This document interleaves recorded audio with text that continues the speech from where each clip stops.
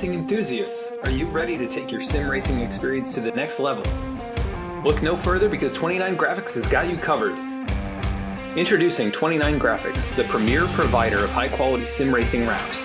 Whether you're a professional racer or weekend warrior, our custom design wraps will make your car stand out from the competition.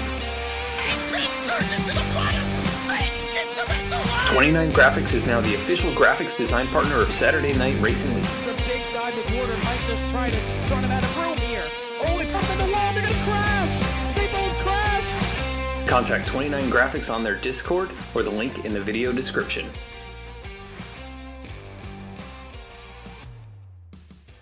Drivers, start your printers. To keep pace with the ever-changing landscape of marketing and advertising, let Clark Print Shop help you spot the trends and keep you in front of the pack with all your color printing needs.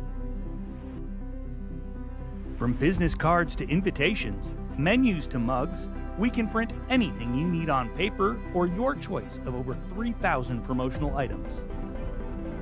Visit www.clarkprintshop.com to browse our online catalog and place your order today, or call us at 276-889-3426. For a limited time, use the code iRacing for 23% off your first purchase. The staff at Clark Print Shop looks forward to handling all your color printing needs. In the heartland of our country, something magical is happening. At Walkin' and Rollin' Costumes, we know the power of community, of hands coming together to create wonders. These costumes are symbols of love, compassion, and inclusion. Your hands can craft dreams. Join us at Walkin' and Rollin' Costumes build events and be a part of something extraordinary.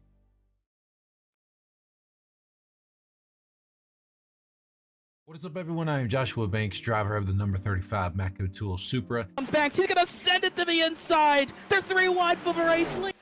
They're gonna Joshua Banks is gonna win it. Unbelievable.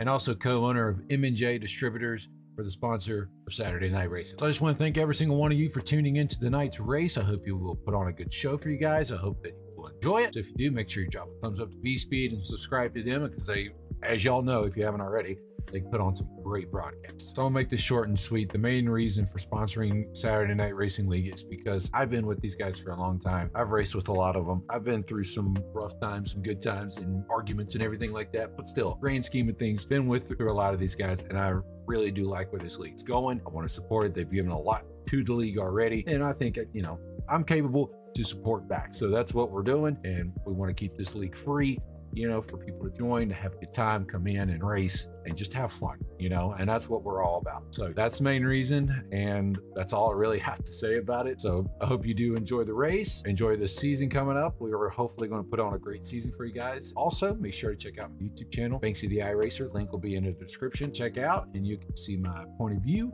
see what's happening on my end. If you want to watch it, it's completely fine. If not, no big deal. So come on over, hang out after the broadcast of this race, and hopefully we'll see you over there. If not, enjoy it, and I'll see you guys on track. Lap traffic out of the way. It's between these two. They're even for the white flag lap. This race still very undecided. He had the lift. Big run for McWhorter. This is going to be his chance. They're running out of time, and they know it.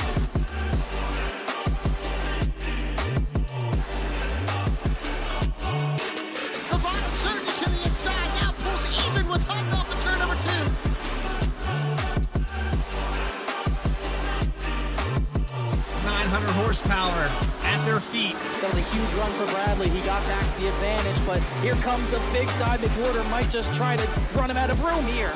Oh, they put him in the wall. They're going to crash. They both crash. Here comes Ray Massey. Ray Massey's going to win it.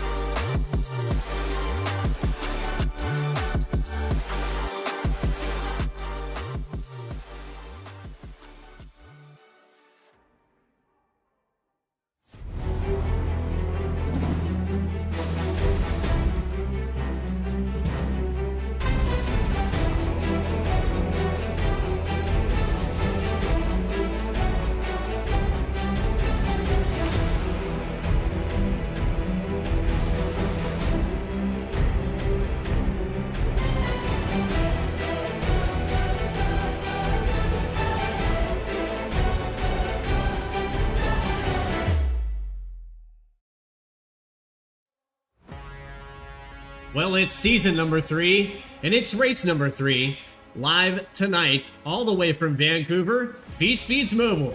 And for Saturday Night Racing League, we're at Talladega Super Speedway, presented by M&J Distributors. Welcome in, everybody. I'm your host and lead commentator. Just kidding. We have Connor Horn up in the booth with us. He's going to be our main commentary with Logan Threlkeld. I am testing out some features. I'm doing a lot right now, so I'm going to make sure that this show stays steady and complete. But Connor Horn and Logan Threlkeld will take it away and explain to you this points battle. I'll explain the points battle because it's pretty tight after Bristol. Me and Logan were there for Bristol. Bradley wasn't here, but it was insane. It lasted until after midnight, closer to 12:30 Eastern Standard Time, and that's what the points ended up being. Jeff Wright, Joshua Banks ended up colliding for the race lead. It let Ray Massey come through to take the victory, but he's not in the chase situation. Ryan Carlisle was the big beneficiary with the top 3 finish. He's only 7 points behind Jeff Wright. Banks 19 back, McWhorter, Miller, and others a little too far back unless something crazy happens. But Logan, I think Talladega is, if you look at the definition of crazy, Talladega is going to be the picture in the dictionary.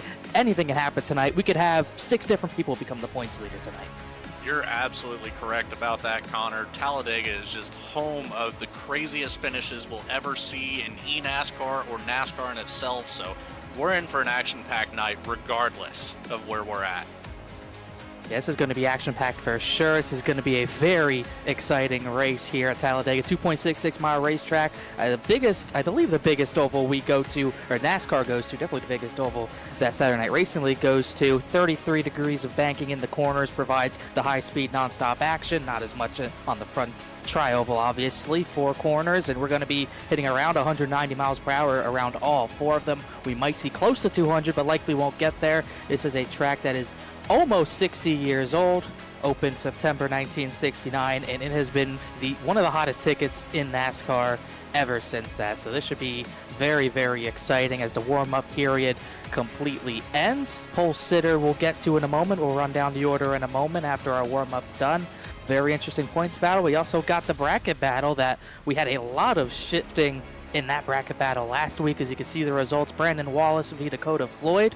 Case Lakatos against Ray Massey after Massey's victory last week. So Massey took down Caleb Weekly, and that'll be a good battle to follow tonight. And then on the bottom part of the bracket, Sturgill beat Noah Mahalski and Mark McFadden beat Philip Brewer. So those two will duel tonight a little bit. And also one of the battles I'm looking forward to is Reggie Ortega, Austin Belke.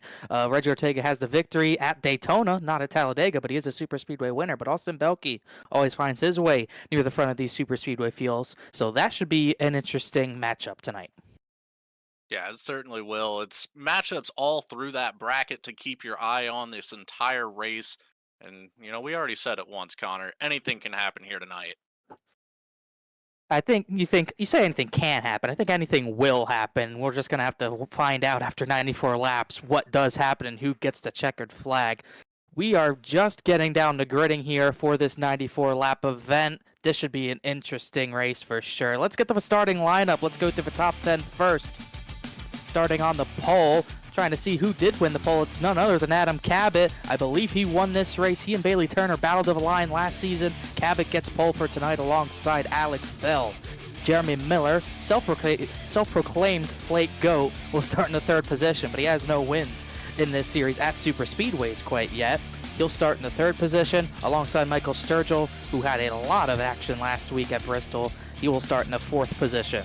Eddie Trejo will start in 5th alongside Kyle Peacock in the 83 car in the 6th position. 7th position goes to Ray Massey, last week's winner amid the chaos at Bristol. The 23 got the checkered flag. Caleb Weekly starting alongside him in 8th, and then rounding out the top 10, Ben Laughter in 9th.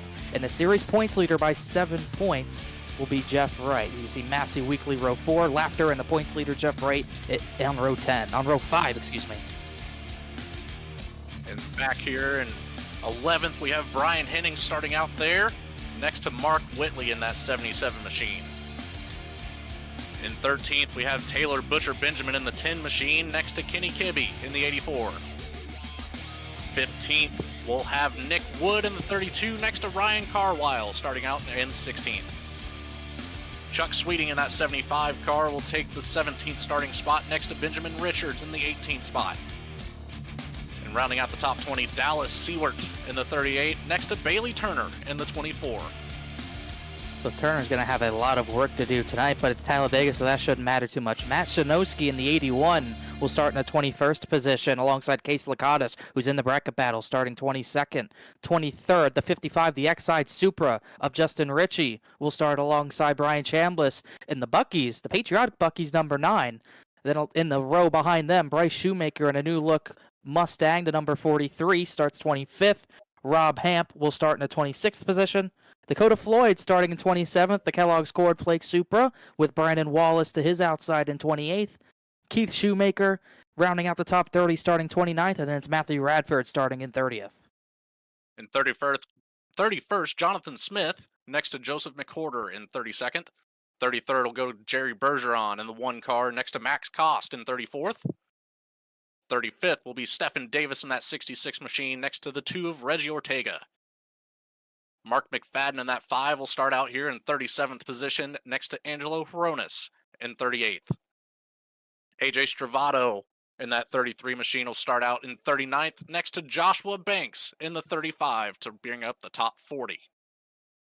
Then some of the final starting positions, Seth Hatchell and Derek Garrison would be on row number 21. Hatchell is in the session, or Hatchell to me is not in the session, neither is Garrison, so we'll see if they get out there. Austin Belke is going to start dead last tonight. There were some Mia Wells. Case Lakatos and Adam Cabot will go to the rear of the field, so the driver who qualified in 22nd, which is Lakatos, Cabot got the pole. He will start at the very back, so I assume that gives control of the initial start to either Jeremy Miller or Alex Bell. My guess will be Miller, but those are 2 very fast drivers and 2 teammates starting on the front row. They could end up controlling the early portion of this race. That could be interesting.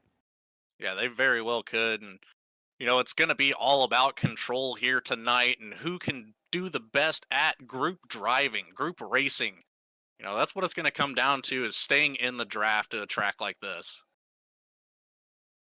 That's going to be a big part of it. Can all 40-plus drivers who start this race stay in the lead pack up until potential green flag pit stops? Usually we see a big pack until green flag pit stops, and then once you try getting on pit road, you get 20-plus cars trying to get on pit road at one time. It could cause chaos. It could end drivers' races. It could end drivers' seasons with the championship battle on the line. The lights are off the pace car, and we're getting ready to go green. We only have 2 more races after this, Connor. Plus an off week after tonight, which should really make things interesting as well, as the pace car's lights are off and the pace car's ready to turn off with Miller and Bell on the front row.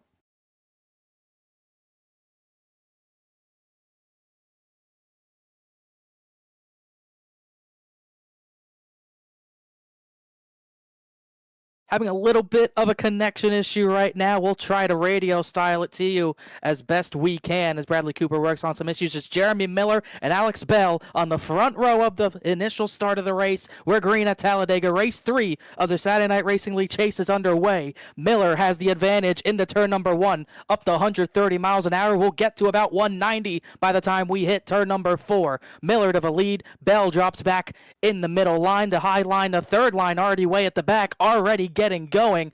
Bailey Turner and Brian Chambliss trying to work the third lane already out of turn number 2 as 40-plus cars rocket onto the back straightaway. The Alabama Gang super stretch, as they call it down here, 2 by 2, probably 20 rows deep, as Alex Bell has another run to the outside as 2 teammates side by side for the race lead into turn number 3. Yeah, it's very interesting to see that third lane already develop on the first lap, but seems they're trying to fall back into place back there at the back of the pack. There's one driver way to the apron. That's Keith Shoemaker. He saves his race car, gets back on the racing surface, but he'll be the first driver to lose the draft as we complete our first lap of the race. Jeremy Miller, did he lead that lap? Yes, he did, but it was only by 1/100th of a second, so Alex Bell will take the lead in the turn number 1, pushed by the 3 of Michael Sturgill. The 48 of Jeff Wright, wasting no time. He has no help on the outside, but he is already going for the race lead. Now he has help from the 77 of Mark Whitley, nearly 3 wide for the lead, but the bottom line led by the 30 of Miller. I'm Joshua Banks, driver of the number 35 Macco Tool Supra. Yeah, Alex Bell right now leading that middle line, drops down to the bottom, gives the opening to that second line to Jeff Wright. He's going to take it, followed by the 77. We're back live here. You didn't miss anything besides the 31 having a slight slide, but we are still green, about to complete lap number 2 here. Don't have to go radio style for the time being, but it's the points leader already going to the front, pushed by the 77 to Whitley. But Whitley's going for the lead right to the bottom of the racetrack. Already a frantic start. We're only 5.5 miles in. 84 the 24 up on that top line. That's Kenny Kibbe and Bailey Turner still holding it up next to that wall, trying to get some momentum around the front of this pack, see if they can take those first 2 spots away. But the 9 of Brian Chambliss is going to slide up in front of them. Maybe they'll pick up a little bit of extra momentum with that third car as the 2 of that'll be Reggie Ortega in the 2 back there. He's going to look to try to pick up the draft coming out of turn number 4. Make this a 4-car, now a 5-car team on that top line.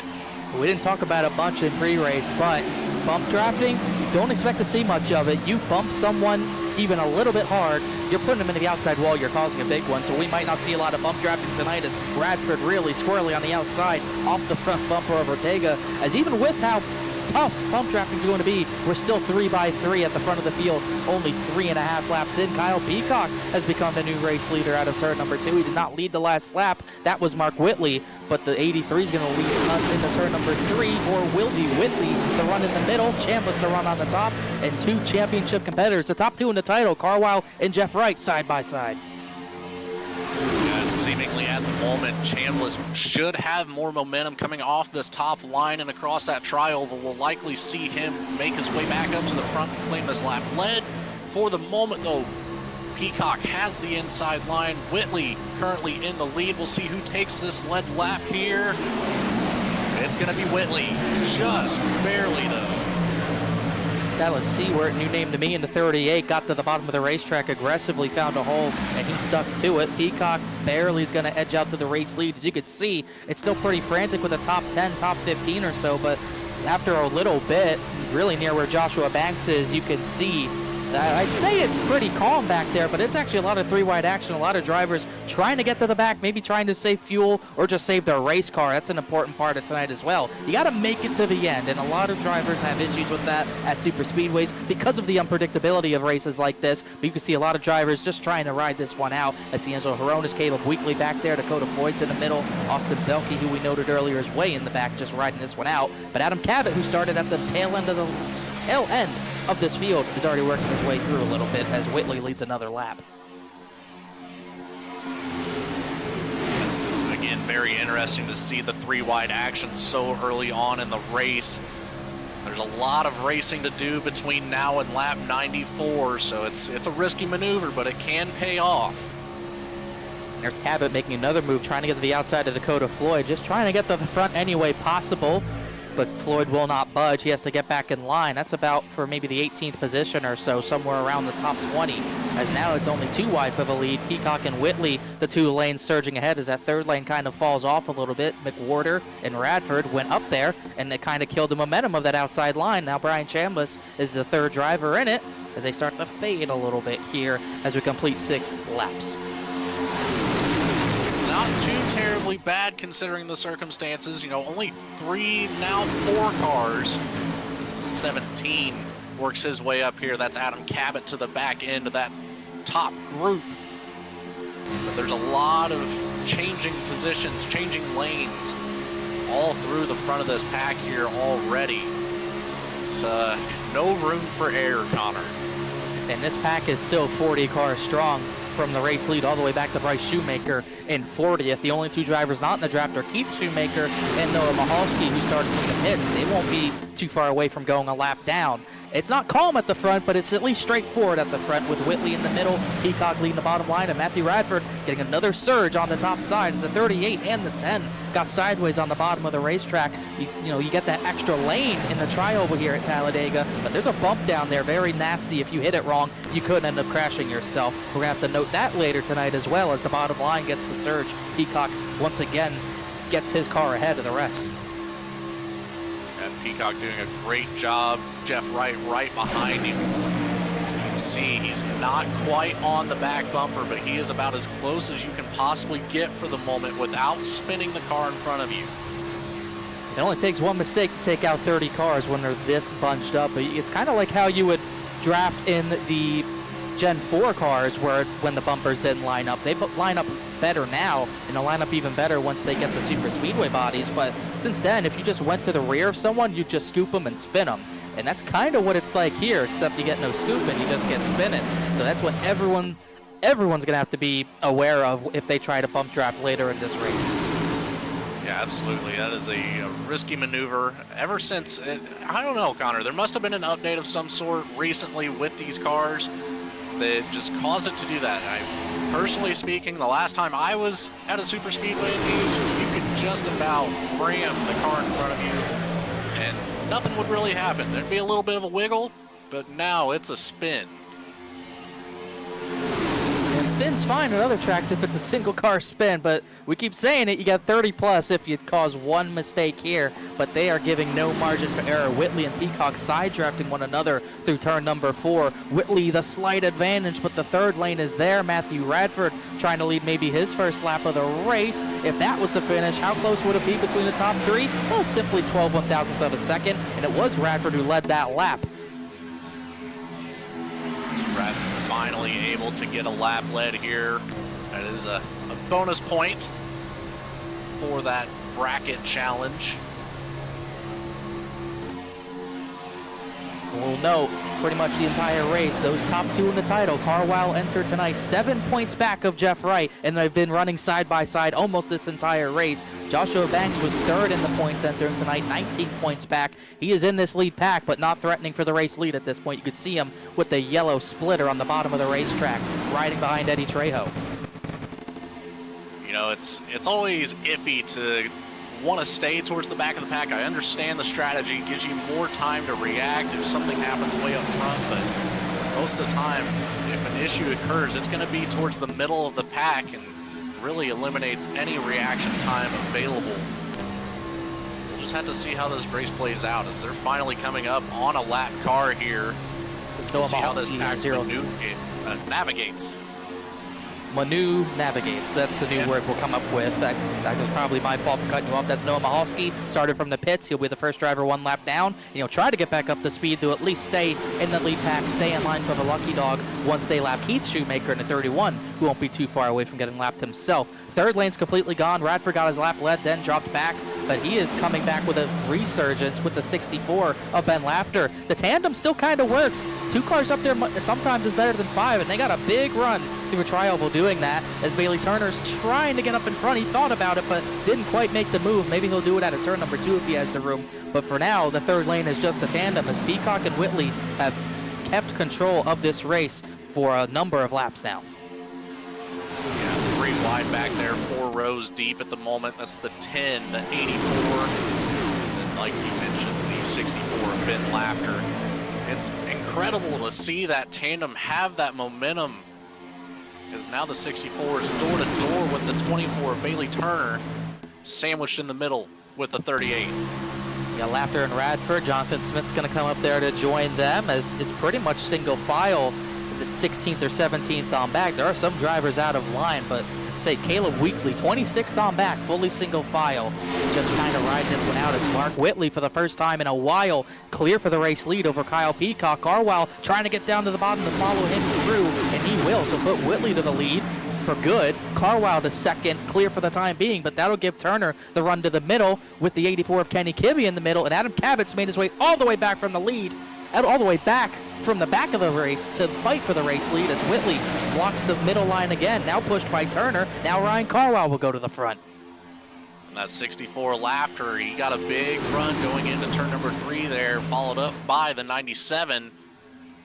We'll see if they'll have any momentum to get to the front of this pack before they reach that start-finish line.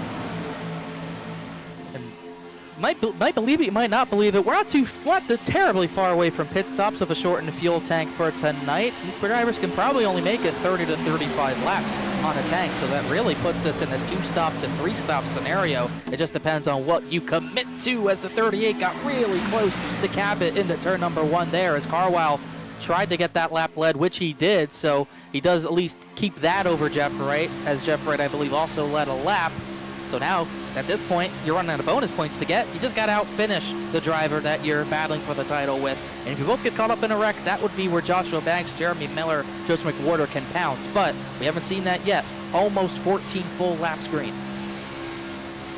Yeah, coming up on the end of lap 14 here as Bailey Turner finally moves up to the top lane. That leaves the 77 of Whitley looking a little bit of a gap. He's going to fall back to the front bumper of the 84 right behind him, the 24. It's a drag race into turn number 1. Oh, Spotting! Mile into the fence. Second in the championship, completely out of this race. Mark Whitley destroyed. Ben Laughter with big damage. Michael Sturgill piles in late. And what we talked about with the bump drafting ends up biting Mark Whitley and others early.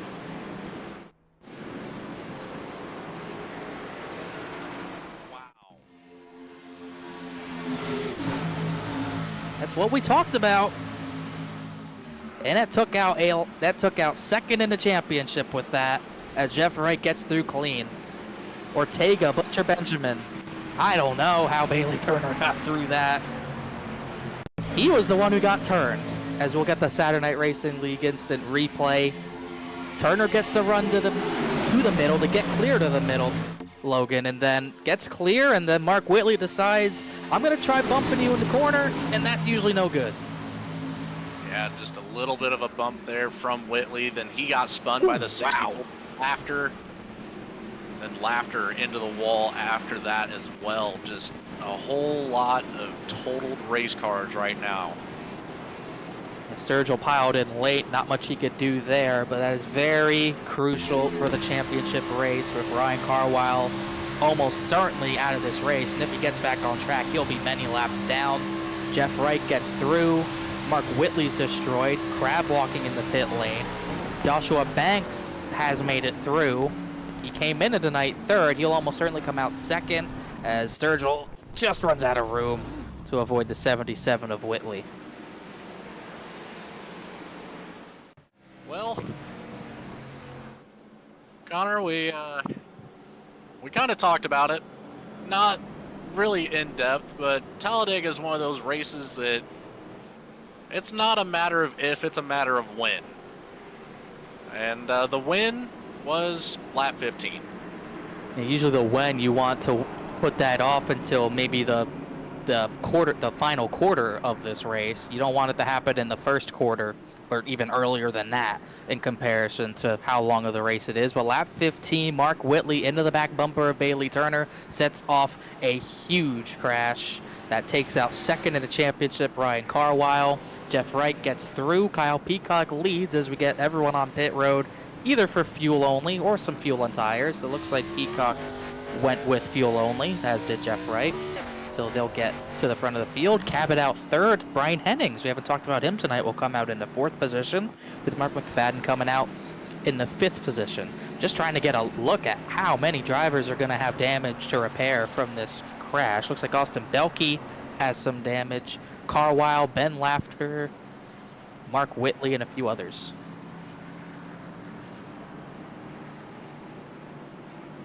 And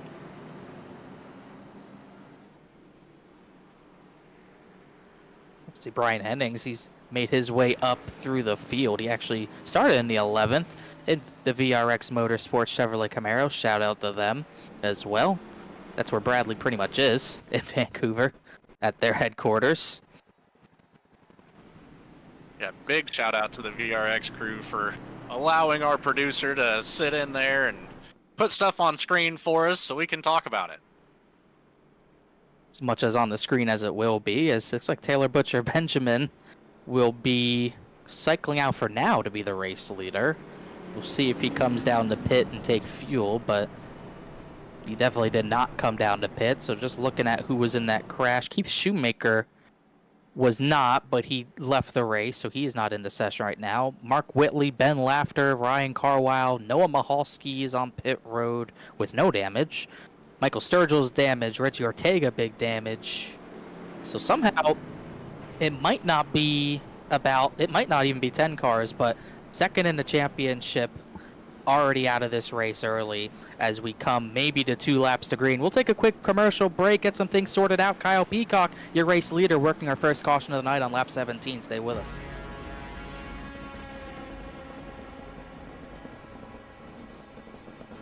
Racing enthusiasts, are you ready to take your sim racing experience to the next level? Look no further because 29 Graphics has got you covered. Introducing 29 Graphics, the premier provider of high-quality sim racing wraps. Whether you're a professional racer or weekend warrior, our custom design wraps will make your car stand out from the competition. 29 Graphics is now the official graphics design partner of Saturday Night Racing League. It's a big dive McWhorter might just try to run him out of room here. Oh, he put him in the wall, they're gonna crash! They both crash! Contact 29 Graphics on their Discord or the link in the video description.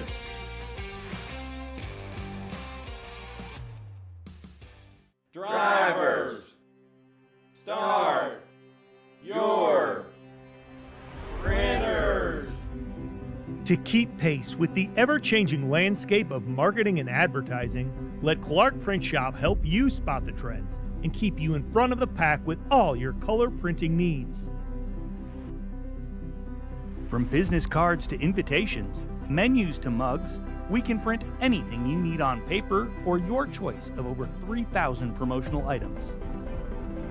Visit www.clarkprintshop.com to browse our online catalog and place your order today, or call us at 276-889-3426.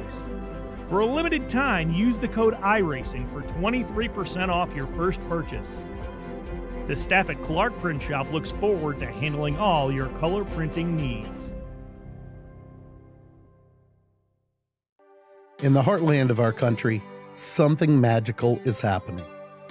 At Walkin' and Rollin' Costumes, we know the power of community, of hands coming together to create wonders. These costumes are symbols of love, compassion, and inclusion. Your hands can craft dreams. Join us at Walkin' and Rollin' Costumes, build events, and be a part of it. Back live here with the first restart of the night for the Saturday Night Racing League Race 3 of the Chase at Talladega. Back green with Kyle Peacock with the jump to the race lead. Way out in front of Jeff Wright in second with Adam Cabot in third. We're back green, lap number 19. And we're already seeing some sort of 3-wide action, a couple rows deep there, but the 83 and the 48 hooked up. Adam Cabot looking to the outside now of those two. But about 4 rows back, 3 wide once more. Big wiggle from the 5 machine. Almost didn't make it to turn 3 that time. McFadden got the bump from McWhorter, but gathered it back up. Cabot went for the lead, but got no help to go to the front. So Jeff Wright will stay second. Jonathan Smith will go to third. Helps on the way for the 17 in the form of Brian Hennings, who we just mentioned before that commercial break. Carwile in that line as well. Peacock goes to the middle. Jeff Wright tried to follow him back to the bottom. Bumped by the 72 Jonathan Smith. Big run for Adam Cabot, 3 wide for the race lead. Coming to the line, pushed by Hennings. It'll be Cabot leading that lap at the line with a big run to the high side and all sorts of jumbleness happening on the bottom 2 lines. Yeah, it looked like Peacock got an odd push from the 48, kind of got him all out of whack, and then sent him up to that middle line and lost a couple spots there. A lot less than what I thought. I figured everybody else would take that high line around him and follow Cabot, but finally got hooked back up. Some other drivers didn't lose too many positions in that. Hennings being very patient on the rear bumper of Cabot. Got him a little squirrely into 3, but they keep it straight as Brian Chambliss looking for the lead for the first time tonight. He's pushed by that looks like the 83 of Peacock, who still got back in line in the middle of the racetrack, but he's lost control of this race as we're 2 by 2 with 1 driver on the outside line, all on his own. But we're still looking 2 by 2. Cabot leads, Chambliss leading the middle line with another driver dropping back. That's the 55 of Justin Ritchie dropping back with Caleb Weekly to his inside with Bailey Turner and others who got damage in that crash trying to recover. Yeah, again, a lot of damaged race cars back there from all that happened not too long ago. We'll see how the rest of this plays out here. The 9 now in that middle line, falling back. Peacock, Bell, Massey all taking that high line around him. Massey unable to get clear. Jeff Wright slides up to that middle line. thought about coming back down. The gap was closed by the 72 of Jonathan Smith, however. So now Jeff Wright stuck on that middle line right in front of Peacock.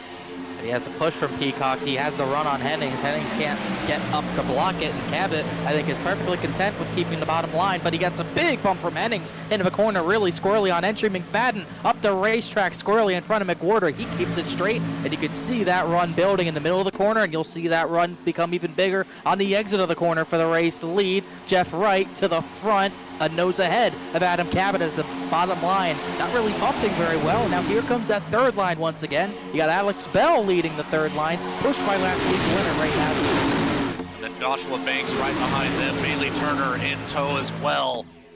As now we see the 9 of Brian Chambliss move up to that top line in front of Bell. Peacock follows, leaving that middle line out to its own. That's the 33 of AJ Stravato leading the middle line.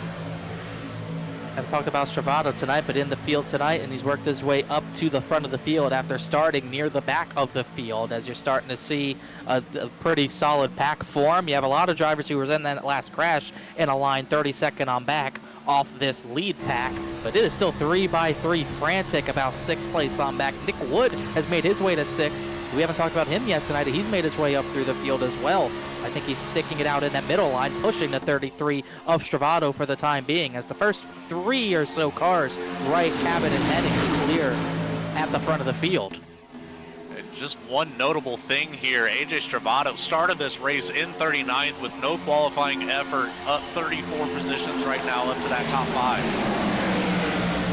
He has made his climb very, very quickly in just 23 laps. As everyone's still shuffling, he gets to the bottom, to the inside of Jonathan Smith. Now he looks for the 4th position. They'll go side by side. McWhorter up the racetrack looking for a position from Jeremy Miller, as the 38 also looking for a position on the 73 right behind him, as pretty jumbled up near the back of this main line. Everyone just trying to find their line as Jeff Wright gets pushed sideways again from the front bumper of the 17 of Cabot. Back towards that middle of the pack, the 03 Noah Mahalski, who saw him go a lap down right before that last caution. And now back on the lead lap and up into that 11th spot. A good climb after not starting this race in the grid, as McWhorter made an aggressive move to get to the outside of Miller. He's looking for a top 5 position. He's up the racetrack as they go by the damaged car of Michael Sturgill. So slow he has to run the apron. It's about, I think, 10 seconds off of what the lead pack's doing. So that shows how beat up that 3 car is, as Wright continues to lead, looking good as far as the championship goes, would extend his points lead greatly over everyone else in the battle. Miller gets to the bottom line, but that 48, this is exactly what he needs to have his championship fight go the direction he wants, as Adam Cabot keeps pushing the limit on how hard he can bump that 48. Yeah, that 17 is really trying to see, exactly like you said, just how hard he can push the next car in front of him before it turns sour. Get close to the bumper again, not quite going to hit him as hard this time, entering the tri-oval as Jonathan Smith now leads that middle line. You can see it's just, just kind of comes in waves, these runs. Sometimes you'll have a run, you surge to the front, and then it'll kind of just go back out from shore, and you'll just kind of drop back to where you came from, or maybe even further. So that's kind of how this package is with the Xfinity cars, and that's what we'll continue to see. The difference, obviously, is how the bumpers work. The top line still looking to make some sort of move back there. Still Bailey Turner in front of that top line, the 73 in tow, Joseph McWhorter.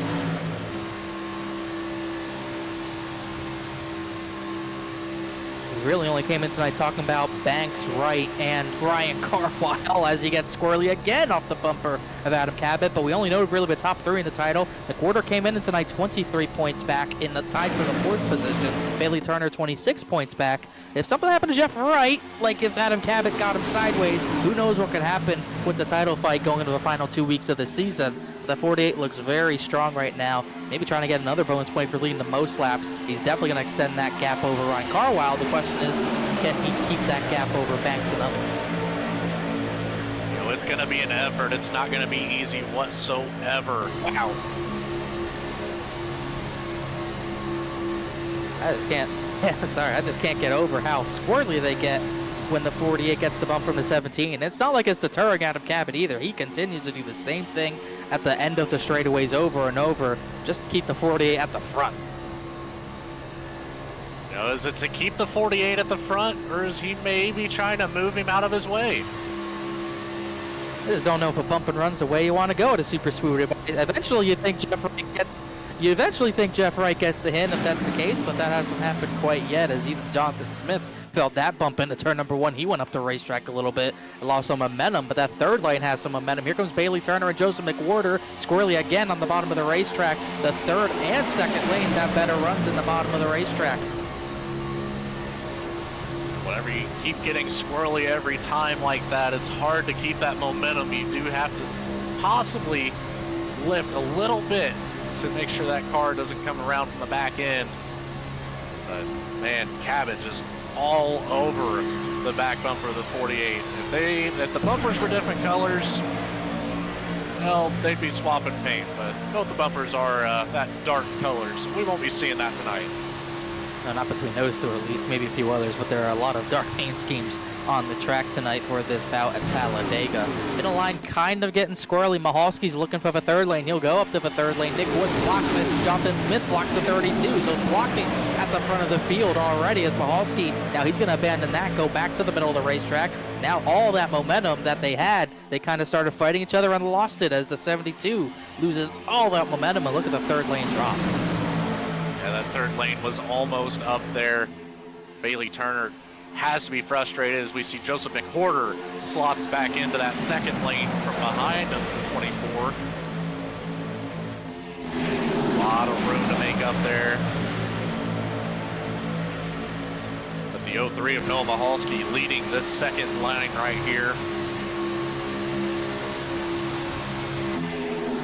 I don't know how Bailey Turner got some damage. I don't know how Bailey Turner didn't get damage there is what I meant to say, but I think he did come to pit and just in case, stay on pit road, just in case there was maybe invisible damage, even though that's not a thing. He's worked his way back up through the field, but not in this fight for the lead, as Wright shipped up the racetrack a little bit more, but Mahalski looking for the race lead, pushed by Max Cost in a 63 for the first time tonight. He's found his way into the top 5. He started back in 34th. Ryan Chambliss got shuffled up to that top line. He was the lone car, finally gets back into that second lane, but lost about 4 positions from that. Mark McFadden, the 5, getting a little bit squirrely. He's about 6th in line on the bottom. You can see him in the orange in the Mustang nose back there, a little further off Jeremy Miller. So you can see 5 cars strong in the bottom line, then a gap back to the 5 McFadden. There's a few other drivers trying to jump to that third lane. That is Chambliss once again, just trying to get back up through the field after getting shuffled out as they lap the 3 of Sturgill again, as Wright and Hennings had a little bit of a bout there. Adam Cabot finally got sick of following the 48, and he'll go for the race lead.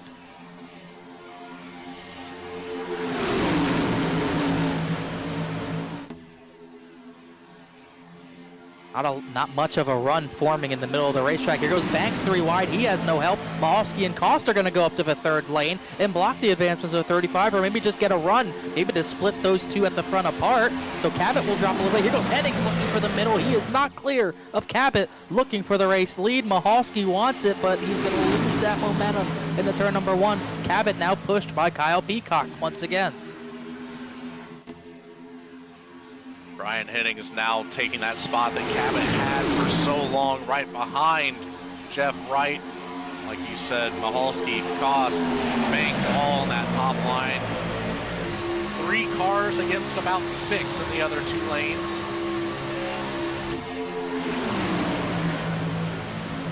Weekly able to catch up to the back bumper of Banks. Adds momentum to that top line. 10 now slides up. Taylor Butcher Benjamin in front of Noah Mahalski now. Taylor Butcher Benjamin, I thought he did get some damage in that incident. You can see on the rear bumper off the front of Mahalski, that rear bumper is a little dinged up, so that makes bump traffic even harder. It already is difficult for a bunch of these drivers. That just makes it that much more difficult. Cabot has not quite cleared Jeff Wright, but they'll stay side by side for the lead with Taylor Butcher Benjamin leading that third line, trying to get up into that bows. You can see the damage on the 10, and Mahalski having to be very patient on the rear bumper of the 10 of Butcher Benjamin. Butcher Benjamin took a huge hit to put just an absolute cavern of a dent in the back bumper of that tin machine. Abbott gets to nose ahead into the tri-oval. The 48 gets a bump from the 74. They'll stay tight side by side as the third lane dissipates once again at the line. That time it's the 48. Peacock the pusher on the top, Hennings the pusher on the bottom. And then the guys who are kind of just Santa's little helpers in the third row, we got Stravato on the bottom of that. And then it's Bryce Shoemaker up from 25th. Into this fight. Oh, big crash! Matthew Radford's flying out of turn number 4. Caution is out. Radford went for a wild ride. Another car into the fence for our second caution.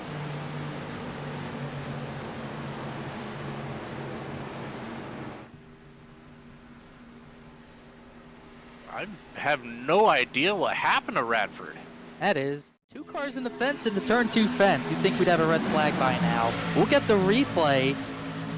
And it's Davis and Smith who get together, and Radford's the innocent bystander who goes spinning like a top out of the corner.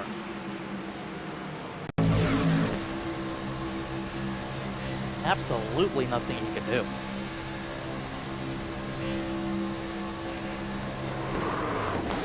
Oh, man.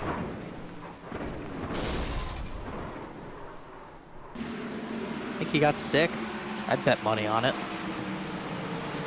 Yeah, whenever you go for a spin cycle like that, it's almost like being in a tornado. You can see Davis comes down the track. Jonathan Smith does not lift. He bumps to 66 and puts him down the track into a 97 to Radford. So that'll be another emphatic exit from this race. Certainly for the 97 of Matthew Radford. He will join Keith Shoemaker, Mark Whitley, Ben Laughter, Ryan Carwile, and Reggie Ortega all off track.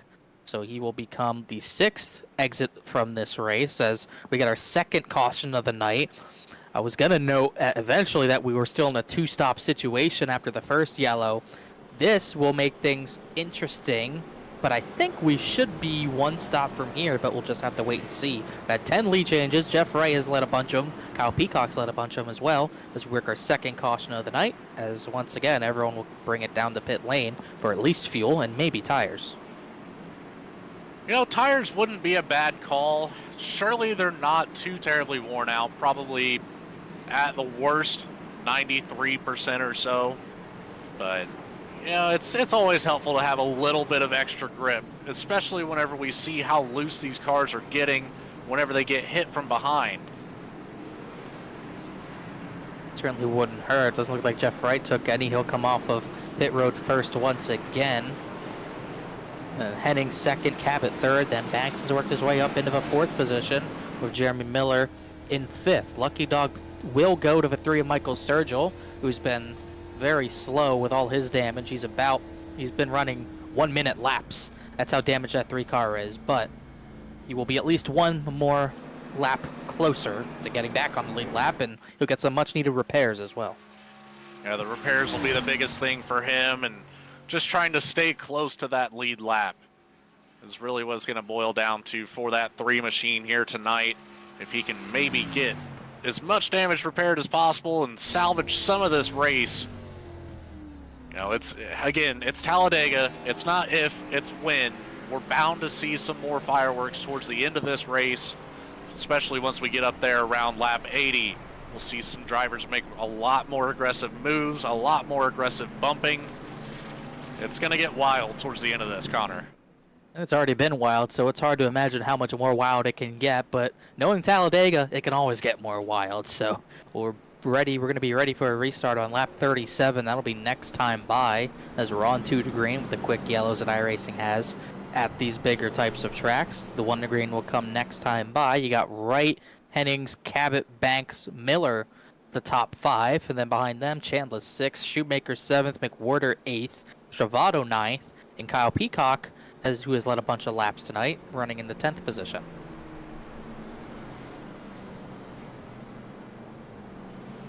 Man, that was a big shuffle in the field here for a couple of the drivers. I am seeing some of them taking a little bit of extra opportunity to get some damage repaired, possibly some tires mixed in. Looks like Kyle Peacock might be right there for some tires.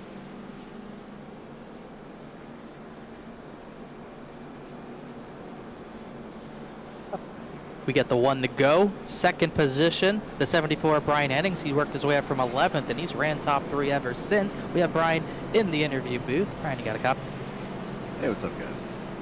Not much. We're watching a good race unfold, and it's been a good race for you. You're up into the second position. I don't know if you're working together with the drivers around you, but you've worked pretty well with them so far, but we've noticed how tough it is to bump draft. I wanted to ask you firsthand, first and foremost, how tough is it to push anyone tonight? Because it seems like one little bump causes all heck to break loose. Yeah, I don't know if it's the setup or what, but yeah, it's very touchy.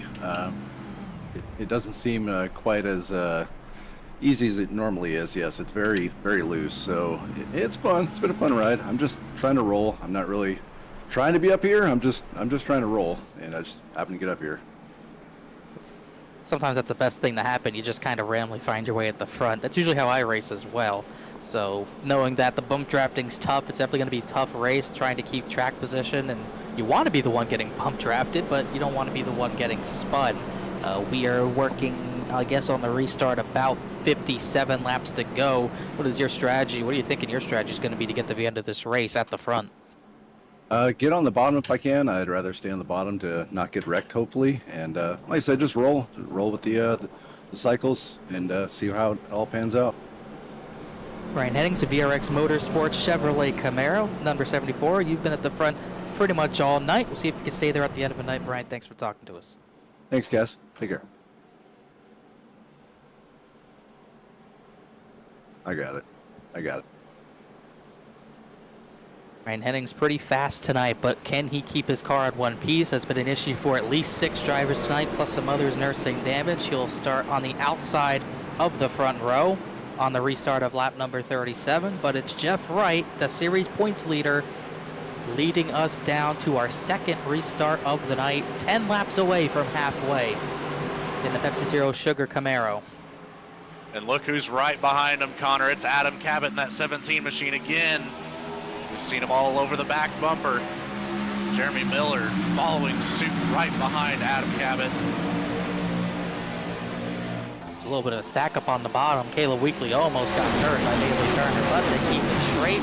Green once again, lap number 38 here. And Wright gets the quick advantage as we're 2 by 2. We'll see if a third lane get there eventually, but everyone rocketing up from about 65 mile an hour pace speed back up to the standard 185 to 190 miles an hour into turn number 3.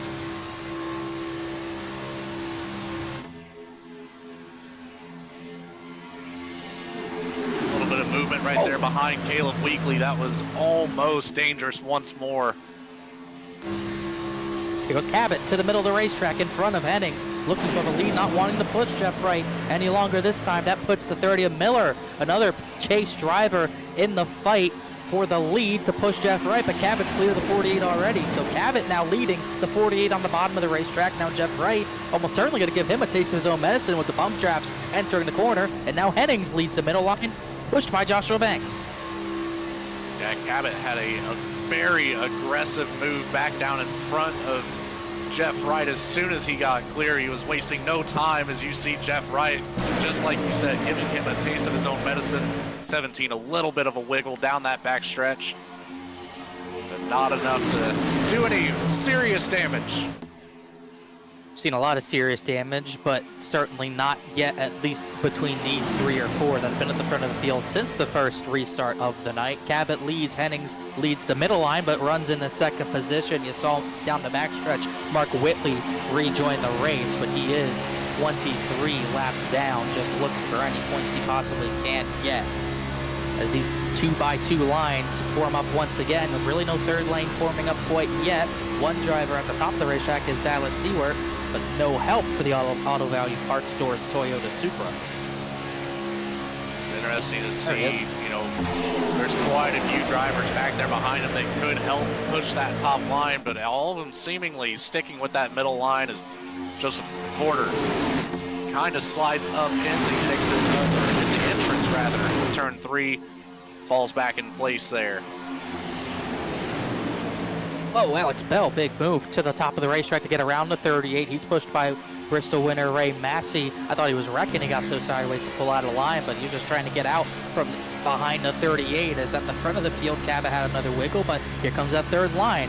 Alex Bell getting the shove from the 23, and now it's a question of who will join them at the outside. Does Mark McFadden want to come up? I think he wants to, but he's not committing quite yet. It's all a guessing game. If you're Alex Bell, you want to be the one leading this line, but you know someone's going to jump up in front of you and ruin the fun at some point. Probably see, I would say, right around that 73 machine or the 9 of Chambliss would be my two guesses at who's going to jump up there first in front of Alex Bell, because now they've got some momentum clearing the 75 machine, working on the 83, now up to the back bumper of the 73. Alex Bell hitting 195 miles an hour. There goes Joshua Banks from the top 5. He'll jump to the third lane. By the way, Bradley Producing called that. That was his call, so I guess I'll just retire now. But Banks up to the third lane, trying to lead his teammate Alex Bell up to the front. Bryce Shoemaker slides up the racetrack from the bottom, almost turned the 74 of Hennings in front of the entire field. But Cabot still leads. He's only going 193 miles an hour. That 35's hitting 195 as we're nearly 3 wide for the race lead. Oh, let's get the track again. That 43 is squarely down there. That's getting real dangerous. Maybe tires could have been the call. And I guarantee you, everyone around him is just saying right now, 43 is squarely get him out of the pack. But there's nowhere to go. We're 3 by 3 all the way to the back of this lead line as we start lap number 43. That third lane kind of losing some of its steam. There's a car in the wall at the back of the line, but he kept it straight. I think it was Jonathan Smith, but he did not get any damage out of that. And Jonathan Smith has quite a distance between himself and I believe that's a 38. Right there behind the 5 machine of Mark McFadden. 38 at Dallas Seward bringing up the back of that top line, but Jonathan Smith just not quite close enough to make much of a difference. Mark McFadden falling off the back of the 50. That is Casey Laconis. So now it's a 4-man team on that top line until some more cars can catch up. And they kind of have to spread out just to get their engines cooled down, because if you heat them up a little bit too much, you're gonna end up blowing up in front of the field. That could also cause a big one, as Cabot almost got turned by the 48 that time. Really stacked up the bottom, but they kept it straight. This is definitely Jeff Wright just giving him a taste of his own medicine, like we were mentioning. Huge shot into turn 1, and that's gonna give a big run to Hennings in the middle of the racetrack. And here comes the third line, led by Banks again. As you can see how hard Cabot's working just to keep the wheel straight down the straightaway with the 48 pushing him. Can't really call it retaliation, but it's kind of retaliation. Sure feels like it to Cabot, I would think. Mahalski chopped the nose of someone back there just to get to the bottom line. Seems like a lot more drivers are abandoning the 3 by 3, trying to fight for the bottom line. Mahalski was just the most recent driver to do so as we complete lap 44, start lap 45. Inching closer to halfway. That time by Hennings was 7. Oh, Jeff Wright blew up in front of the field. The series points leader has blown up. There's a car flipping. The caution is out. The series points leader just blew up in front of the field and took out a bunch of cars. Rob Hamp has big damage. Hronis was involved. Mahalski damaged. Turner damaged. What a turn in this championship. Well, you just mentioned it, Connor, about getting these cars overheated and blowing up in front of the field. I would venture to say maybe a little bit of a broadcaster's curse on that one. I'm not taking responsibility for that. Don't put that evil on me. But definitely interesting timing, and it's for someone like Jeff Wright. What a mistake to make. He's in the lead. He's extending his points lead if he just finishes the race, really. And he blows up. He alt F4s to get out of the way, but Rob Hamp still goes tumbling and gets the worst of that damage for sure. Turner gets some damage. Who knows what the 30's front bumper looks like? Looks like he got a big shot, but definitely Rob Hamp gets the worst of the stack up. Looks like the 30's front bumper is all right, but the back bumper, that right rear, is quite damaged. That is going to affect the aero pretty bad, but man, what a spin for the 4 of Rob Hamp.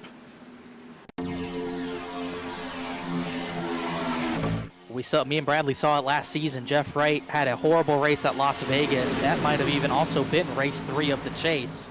It put Joe's McWhorter in the lead of the championship. McWhorter never looked back.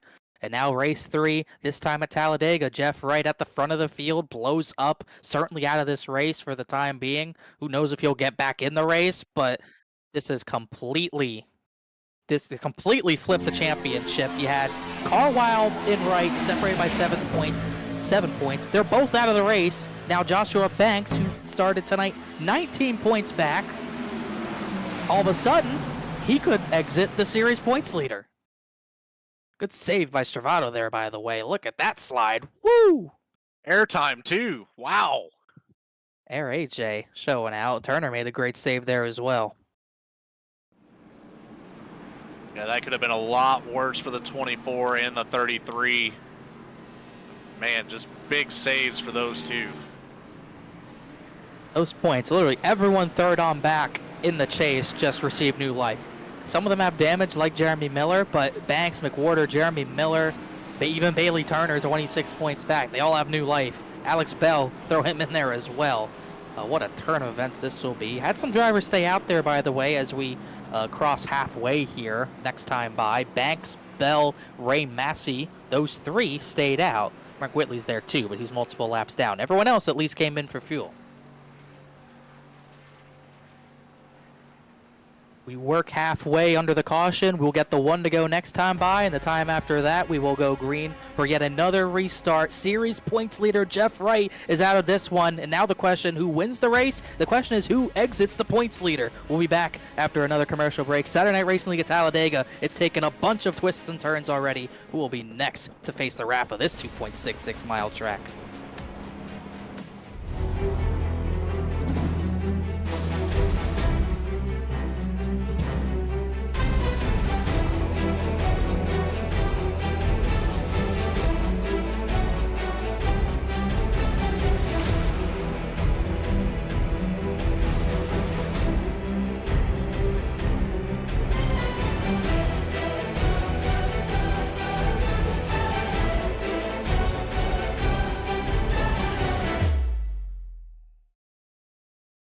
Racing enthusiasts, are you ready to take your sim racing experience to the next level? Look no further because 29 Graphics has got you covered. Introducing 29 Graphics, the premier provider of high-quality sim racing wraps. Whether you're a professional racer or weekend warrior, our custom design wraps will make your car stand out from the competition. 29 Graphics is now the official graphics design partner of Saturday Night Racing League. It's a big dive. McWhorter might just try to run him out of room here. Oh, they put him in the wall. They're going to crash. They both crash. Contact 29 Graphics on their Discord or the link in the video description.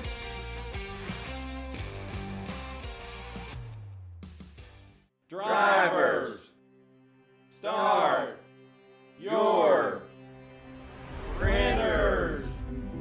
To keep pace with the ever-changing landscape of marketing and advertising, let Clark Print Shop help you spot the trends and keep you in front of the pack with all your color printing needs.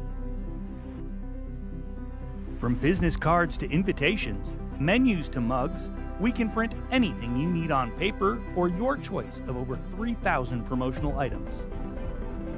Visit www.clarkprintshop.com to browse our online catalog and place your order today, or call us at 276-889-3426. For a limited time, use the code iRacing for 23% off your first purchase. The staff at Clark Print Shop looks forward to handling all your color printing needs. In the heartland of our country, something magical is happening. At Walkin' and Rollin' Costumes, we know the power of community, of hands coming together to create wonders. These costumes are symbols of love, compassion, and inclusion. Your hands can craft dreams. Join us at Walkin' and Rollin' Costumes build events and be a part of something extraordinary.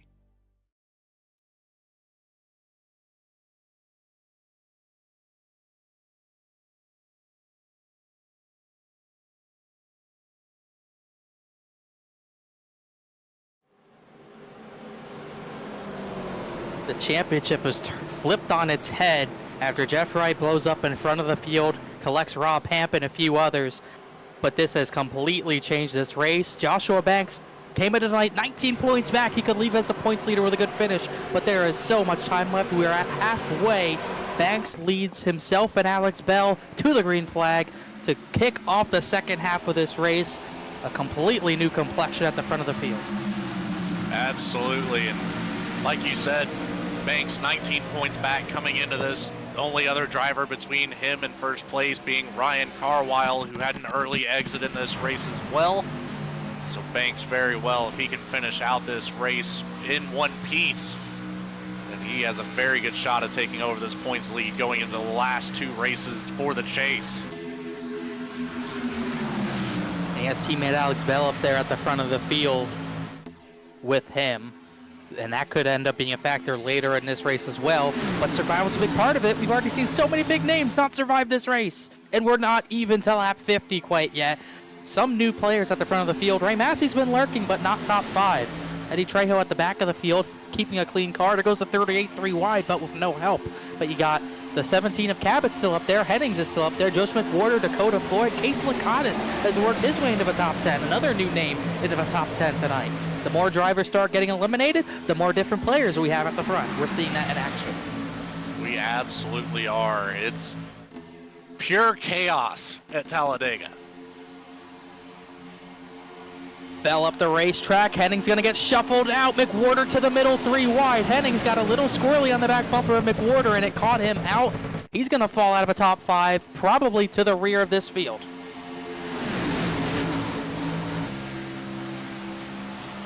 He's got a little bit of help up there on that top line coming. It'll take some time. I don't see him falling all the way to the back, but he's at least going to fall out of this top 10 most likely, as those low and middle lines just have a whole lot more momentum. I'm used to seeing the next-gen cars where if you're not in line, you're like 20 miles an hour slower. That's not the case. If you have even a little bit of draft, you're going to be able to stay up there, but he has dropped out of the top 5 where he's been running the first half of this race. He'll have to gain all that track position back. Now Joseph McWhorter pushing the middle line with the leader of that line, Alex Bell, getting alongside his teammate Joshua Banks once again. 2x2 once again, with now the 74 getting some help from the 38 at the top of the racetrack, but no momentum quite yet.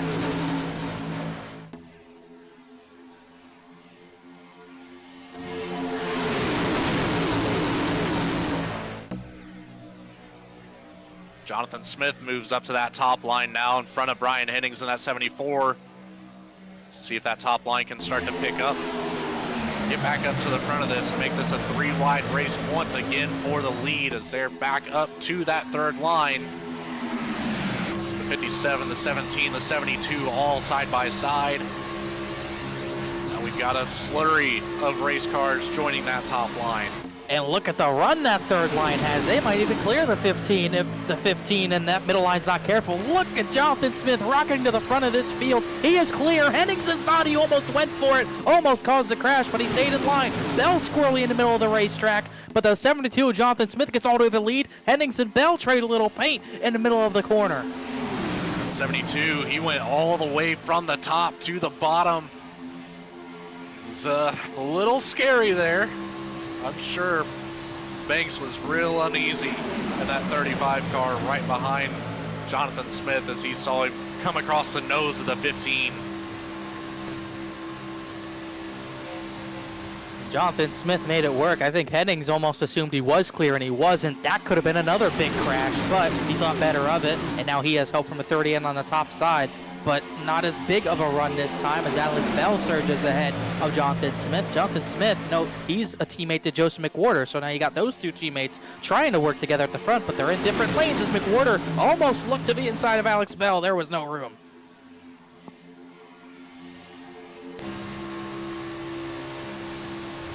McWhorter makes that move to the inside of Bell. Bell has nowhere to go. He's not clear of the 74 on that top line, at least not at the time.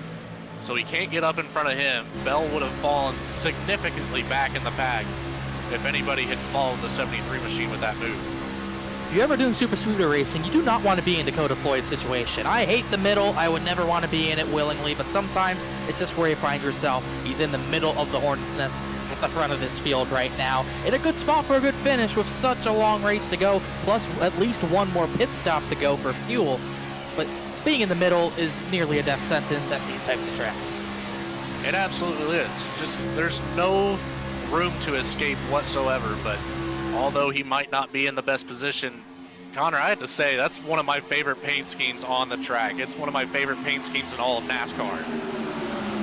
Been his scheme pretty much all for majority of the season. I feel like the 57's had that, and it's looked good all season. It's on a Supra, but we don't judge here nonetheless. McWhorter just blinked out. You do not want to see that at a super speedway, a driver you're pushing blinking out.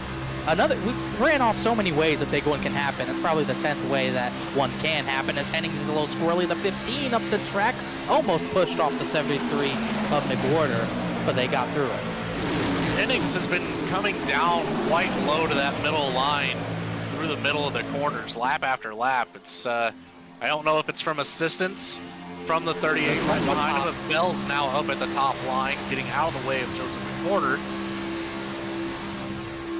See if that top line can gain some more momentum here. Going to stunt the growth of the middle lane, but you could see that tandem working. Hennings and Bell working pretty well together. They actually get clear of McWhorter to the middle of the racetrack if they want it. Hennings getting squirrely on the bumper of the 15. I think he wants down, but he wants to bring the 15 with him, and he will. The 38's trying to get that gap as well. So 3 drivers from the top lane get to the middle lane. Also notably, second in the points, Ryan Carwell. He just got back on track. That thing doesn't look really repaired, but he is back in the fight, at least for the time being.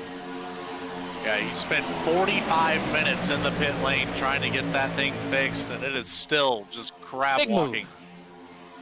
Bell and Hennings got to the bottom of the racetrack. Credit to Brian Hennings. He got shuffled out, and he is back pretty much where he was in second position, pushing Alex Bell at the front of the field. They get clear of Jonathan Smith. And how about Dallas Seward getting to the front of this field? A new name to me. So new, I don't know if I'm pronouncing it right. I apologize if it's wrong, but what a great run for the 38 right now. Up to the top 3 as Bell gets squirrely. Dallas Seward started this race out 19th, up to second, like you said. Just a lot of movement for the 38 machine here tonight. He's got to be happy with it so far. Man.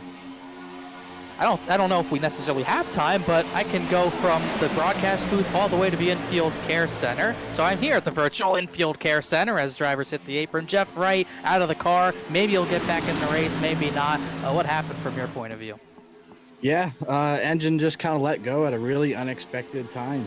Wasn't really doing anything different than it had been the first line. I was just trying to keep our line moving and make sure Adam was going to continue to lead. That way we didn't have cars, go down in front of us. But yeah, it just let go, really unexpected. And, I was kind of just balancing it between, it would get red occasionally, on the sensors and everything, but it would go back down to green in the corners. So didn't think I was really pushing all that hard, but maybe had some, damage from one of those first incidents. But yeah, engine just let go. And then I just tried to, get off the track and then Alt F4 so that I didn't take out the entire field. But yeah, just really unfortunate. We had obviously a points lead going in here. I know Carl, while he was up there too, but he's not having a great night. So this kind of brings a lot of guys back into the championship picture. So unfortunate for us, but at least it's going to make these last 2 weeks of racing pretty exciting. They are squirrely at the top of the racetrack, but one more quick question. Last season with 2 races to go, last season it was Las Vegas. You kind of lost the points lead and never got it back. What do you need to do this season if you don't keep the points lead, what do you need to do to get it back? And if you keep the points lead, what do you need to do to recover and just keep it? Yeah, we're going to have to just go to New Hampshire and, run a really good race. We're going to have to be up there competing for the win. If not, definitely a solid top 5 finish. We're not going to be able to afford any more bad races or any finishes probably outside the top 10 at this point. So it'll all kind of, determine where we're at once this race settles and, kind of determine where the other guys in the championship hunt are going to, finish tonight. I know just watching here, watching the broadcast now here from the infield care center, I see Alex Bell, McWhorter. I think I saw Joshua Banks up there as well. Those guys are going to be guys to, compete with. So selfishly, we kind of have to wish them bad fortune, but, we'll just, we'll have to play the cards once we get them here. So I guess I'm just going to be a fan. I'm going to watch the end of this race. It looks pretty exciting. Wish I was still out there, but and you guys are, doing a great job. So it's fun to watch the VSPEED broadcast. At least we get to do that. He came in tonight, 7 points in the lead over the 71. Who knows, we'll hear exit tonight. Jeff, thanks for talking to us. Tough luck, but we'll see you in 2 weeks. All right, sounds good. Thanks, Connor. Nothing like. All right, I'm back in the broadcast booth now. I'm broadcaster Connor now, but this has been very exciting. It got squirrely with Brandon Wallace, another new name at the front. Brandon Wallace into the top 10. Even Justin Ritchie's up there as well, but it got squirrely for a moment. You can see how spread out this pack is right now. Yeah, it's kind of all over the board at the moment, but for the most part, still side by side. Big wiggle for the 73 and the 74 coming across the tri-oval there. But overall, not too bad. Brandon Wallace, the 99, followed by the 9 of Chambliss, looking to take that high line. The 57 of Dakota Floyd stepping out of the middle line just a little bit, assumingly to get some air on the front of that Toyota Supra. Does not want to follow suit like the 48 of Jeff Wright, who we just spoke to. One thing that's picked up is the pinching for the race lead. The 38, Seward, has been pinching the 15 down to that yellow line. Didn't do it this time. He'll fall back to the battle for second, but it has been an intense battle at the front. Alex Bell with a baby number 2 coming squirrely into a tri-oval, but another baby coming on the way. Congratulations to him. He'll be stepping away from sim racing once that kicks off, obviously. Obviously more important things. But he is trying to go out with a bang, at least with one more race win. Maybe a championship. We'll just have to wait and see. Bell coming into this race 31 points behind Jeff Wright, sitting in 8th. Obviously going to make up quite a bit of ground as long as he can stay out here on the racetrack, especially taking home a win tonight would help him out greatly going into the last 2 races. Everyone's just trying to get in line and just kind of find their place for maybe green flag pit stops. Once again, we're not green to, well, we are, hopefully we are green to the end, but we're not going to the end on a tank of fuel as we left the 3 car again. Everyone still has to make one more pit stop. Hennings and Sturgill almost came together. That was almost disaster, Kevin LePage style once again, but like I was saying, we still have at least one more pit stop. The question is it under green or under caution? You know, I sure hope it's under green. It's always fun watching green flag pit stops, and you know, that'll really kind of separate the field. We'll see it go single file at some points. And finally, once everybody cycles back out, we'll likely see a pack race just like this all the way to the end as the 72, Jonathan Smith, steps down to that yellow line, gets back up into his spot behind the 74 of Brian Hennings in front of the 23 of Ray Massey, last week's winner. Bell squirrely thought he was going to go to the middle, thought better of it. Even with the crashes, we are still 33 cars strong in this lead pack from Bell all the way back to Chuck Sweeting. He was just kind of been riding. We haven't even mentioned him once. He rides in the 33rd position as Bell continues to lead this race with the 3rd line. I'll say the 3rd tandem, the triple nines at the top. Chambliss and Brandon Wallace trying to work together to get to the front, but to no avail for the time being.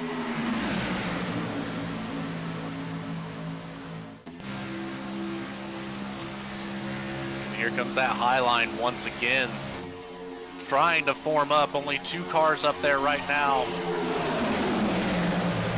Nobody really following suit with them. Wallace and Chambliss kind of out to dry, but they're not really losing any ground at the moment. Still sitting 8th and 9th respectively. Nice to see some more drivers join them up there. Start out with another 3 wide for the lead.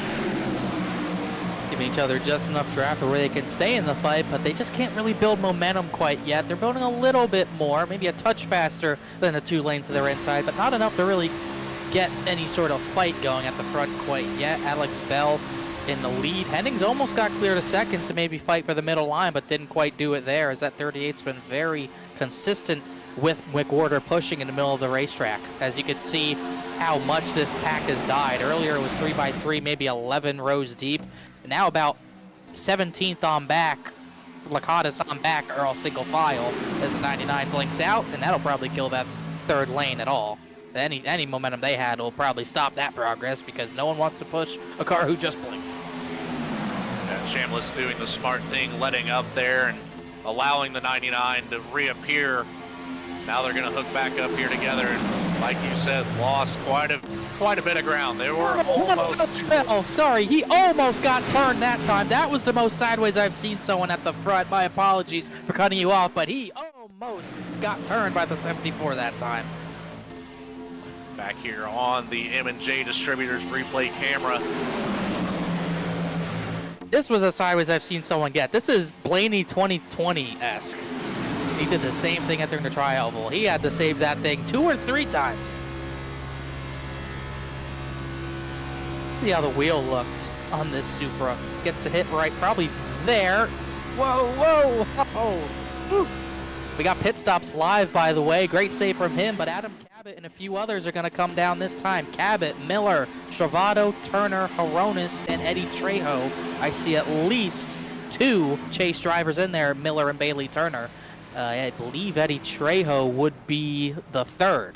So 3 chase drivers in with 27 laps to go. This would be the final round of pit stops. It looks to be fuel only. That confirms our thought process of the 30 to 35 laps. Obviously, these drivers want to try to account for some potential green-white checkers coming down pit lane now. So we'll see them make it all the way to the end from here. Like Eddie Trejo missed his box. He won't be a part of that line exiting pit lane. So we're coming this time by for 27 to go. That time by was 28 to go. Here come more. A lot of teammates. Seward, Bell. Looks like Henning. Oh, Seward's going to spin on pit entry. He's out of the way, and I don't think that'll hurt anyone else. He's going to back up in front of traffic. Joshua Banks missed his stall partially because of that. So Banks might lose the draft because of this. Belke, Jonathan Smith, Shinovsky, Benjamin Richards, Lakatis, Kenny Kibbe, Nick Wood. Hennings missed his stall as well. This is the one thing we haven't even talked about because we hadn't gotten the green flag pit stops yet, but the mistakes. You could not have a mistake on pit road under green, and multiple drivers just had that. Yeah, that's a worst case scenario, especially for Joshua Banks. He's been running such a good race here. Misses his box just because he plain as day cannot see it. See how much longer these drivers want to stay out. McWhorter will keep the race lead, but you can see the 38 spins, and he spun right in the Banks' box and probably made it hard for him to see his pit sign. And that is just probably it's worst case scenario because it's an honest mistake, but it really hurts the 35 big time as he is going to come out really with no one off of the pack he pit with.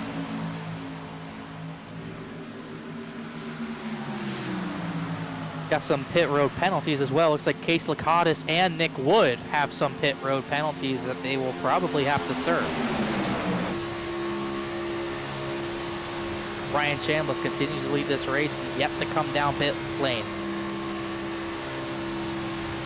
Chambliss followed by McWhorter, the 10 of Taylor Butcher Benjamin. Then you have the 13 of Caleb Weekly behind them.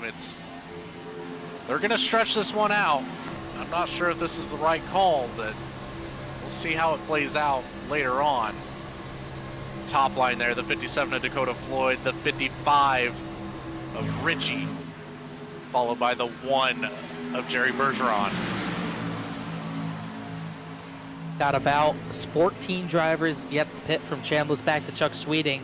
What would cycle out to be the race lead is Adam Cabot in the 15th position, pushed by Bailey Turner. It was Miller who would cycle to be second, but they kind of dumped the 30 out of line. But this is the lead line, the lead pack that has not yet pit, with Sturgill getting lapped once again. 15th on back, which pretty much all of them have pit. And they're 3 wide in this pack that is already pit. 4th position, Jonathan Smith is giving Alex Bell no room at this point, but he is going to have nothing he can do. He has to just get back in line. It's going to worth noting the times from these lead packs as they almost made more contact there. That time by Lakatis ran a 51.2, Cabot ran a 51.2, Dakota Floyd ran a 51 flat. So they were faster. That was with them 3 wide for position. It's interesting to see, the statistics of the 3 wide, the 2 wide, and then the single file, but not too shabby. So we're back up here at the front of the field for the moment. Chambliss still in the lead with McWhorter in tow. And last time by, they were about 38 seconds ahead of Cabot's pack. That gap pretty much stayed the same.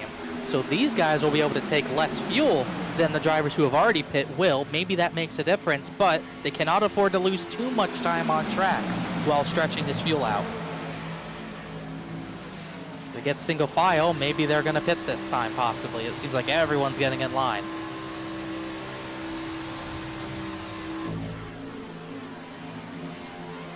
This is going to be a big pack if they all come down. Keep an eye on it, see if we have another situation.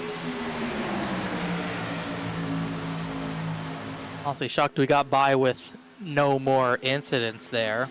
Case Lacatus, that penalty was rescinded. The 32's penalty, I believe, stood, so he's a lap down at this point. Chambliss will not bring anyone down the pit lane this time, but they've single filed out. Maybe not getting single file to pit, maybe getting single file trying to run faster times. But I think in Xfinity cars, you need to be 2x2 for speed. I think in a next gen, you want to be single file for speed, but I think I'd rather be 2x2 pushing. They ran 51.3s, 51.4s last time by. And that back of the pack that's already pit, starting back there in 15th with Jeremy Miller. They're running about a half second faster per lap at the moment. So definitely gaining at this point, and this lead pack's going to be small if this is what it ends up being. Only about 10 or 11 cars that would end up being in this lead line. So that would be the battle for the win between those 9, 10 to 11 or so, as now this line will come down to pit. The top 14 all coming in. Butcher Benjamin late on the brakes sideways, but looks like everyone will get it down to speed. Does everyone make it into their box cleanly, however? You don't want to see 3 wide on pit entry, but McWhorter, Bergeron, McFadden all make it in. Dakota Floyd, Brandon Wallace, Brian Chambliss, all clean entries. The 43 of Bryce Shoemaker missed his stall. Looks pretty clean otherwise.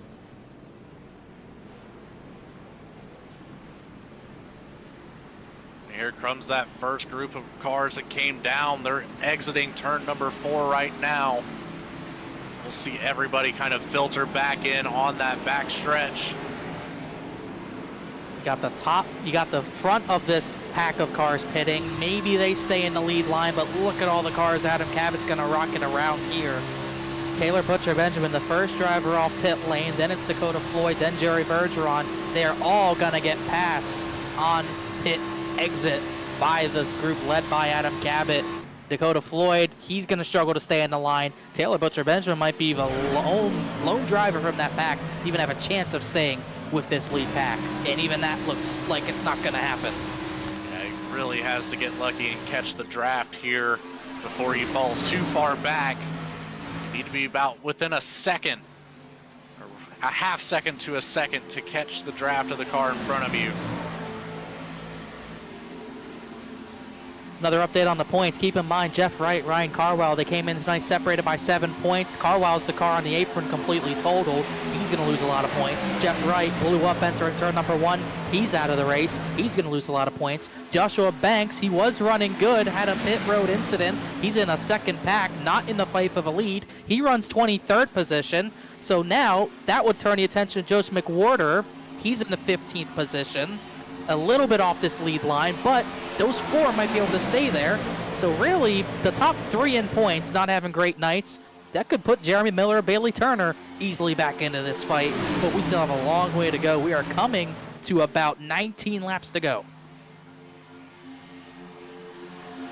By the way, this is long overdue. We are trying to do it at halfway, but the caution came out for a series points leader incident. We haven't brought the noise quite yet tonight. There's no better track to do it than Talladega, except maybe Daytona, but they're kind of interchangeable. Chase race number 3 is winding down. Huge points changes happening tonight. I'm ready to bring the noise, Logan. Are you ready to bring the noise? Because I say we bring the noise. That sounds like a good time to do it. let's bring some noise tonight. Down the back straightaway. Presented by 29 Graphics.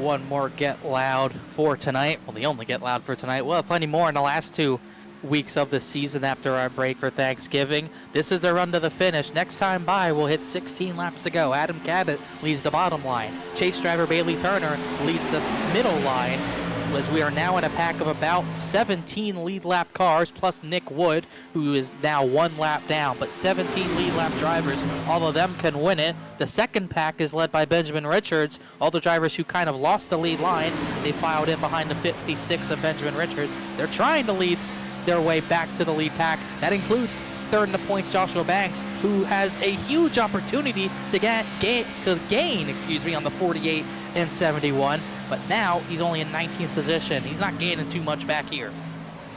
Bailey Turner also in a great position to gain some very important points this late in the season. Here we go, 3 laps lead. Turner gets, Jonathan Smith, Jeremy Miller, sideways. Casey Licata spun around. Chase driver Miller, pretty big damage to the outside of his car, and the caution is out.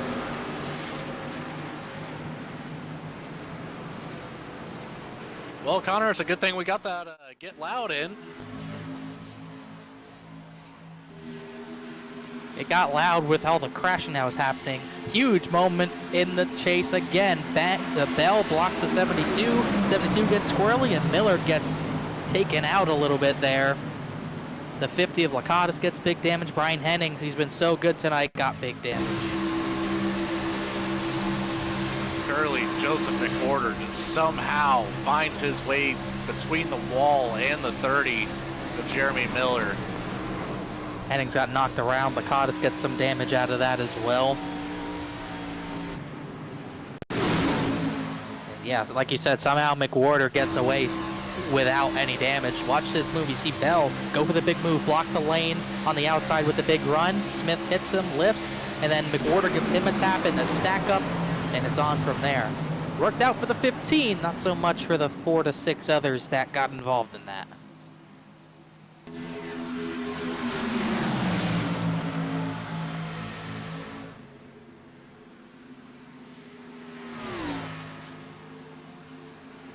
Right there, Miller gets a big hit there. Taylor Butcher Benjamin just got through that, got on the brakes in time. And everyone in the second pack is saying, hallelujah, I'm back in this one. Importantly, that puts Banks back in this race. Yeah, it's going to put, like you said, the entire second group back in this. We're going to stack them back up here shortly. Wow, McWhorter just barely a window to get through, but he made it. Taylor Butcher Benjamin does a great job getting on the brakes to keep his car in one piece as well. A little bit of strategy here. Some drivers will pit. Majority are going to stay out and take the track position at the end of a race like this. Alex Bell will stay second behind Adam Cabot, who kept the race lead. So Cabot, Bell, Stravato, Bailey Turner, and Angela Horonis will be the top 5, while at least a third of the field pits, including Miller and a few others who got damage out of that. Benjamin Richards will be the first one off pit lane. Then it's Lacatus, who was in that crash. Then Weekly and Mahowski and Joshua Banks will come out 5th off of pit lane. And he will be in the 22nd position for the restart.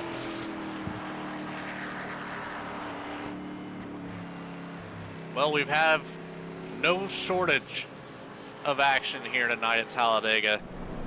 Connor, we're within the last 15 laps of this race. You know, we didn't really talk about who we thought might come away with this tonight. Do we think it's going to be a chase driver, or do we think it's going to be the, I'm going to call it the contender bracket? What are we feeling on that? I don't think we're going to see a chase driver win. I think at this rate they keep dropping like flies. Cabot's not a chase driver. Alex Bell is, but I don't see him going to victory lane. I don't see Bailey Turner going to victory lane. I personally think it's going to be the 33 of Stravato, but we'll just have to wait and see. My pick is Stravato, at least at this point, at the end of this race. But there are about 30-ish drivers on the lead lap, so I think any of those 30 could still win it at this rate, even with how important track position is.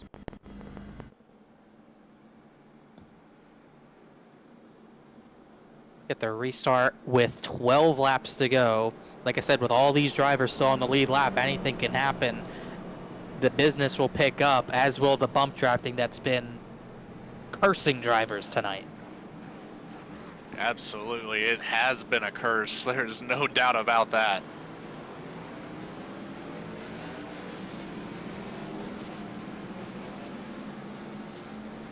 Just a quick recap. We started this race with 42 drivers. Seth Hatchell, Derek Garrison did not make the green flag. We have so far lost about 6 to 8 of them. Keith Shoemaker, Ben Laughter, Reggie Ortega, Matthew Radford, Rob Hamp, and that is all the drivers that are still out of the race. There have been some drivers who have gotten back on track, like Ryan Carwile, who runs in the third spot at this victory, including the drivers that just got damaged, like Ray Massey, like Nick Wood, also Jonathan Smith, who was partially the main cause of that crash. Not necessarily that he caused it, but he was the first one to go around. Yeah, that big bump to the back of the 15 checked Smith up quite a bit. And just right in front of McWhorter, who couldn't quite see what was happening. Not a whole lot of time to react to that. But man, he was able to react to getting between the wall and the 30 of Jeremy Miller.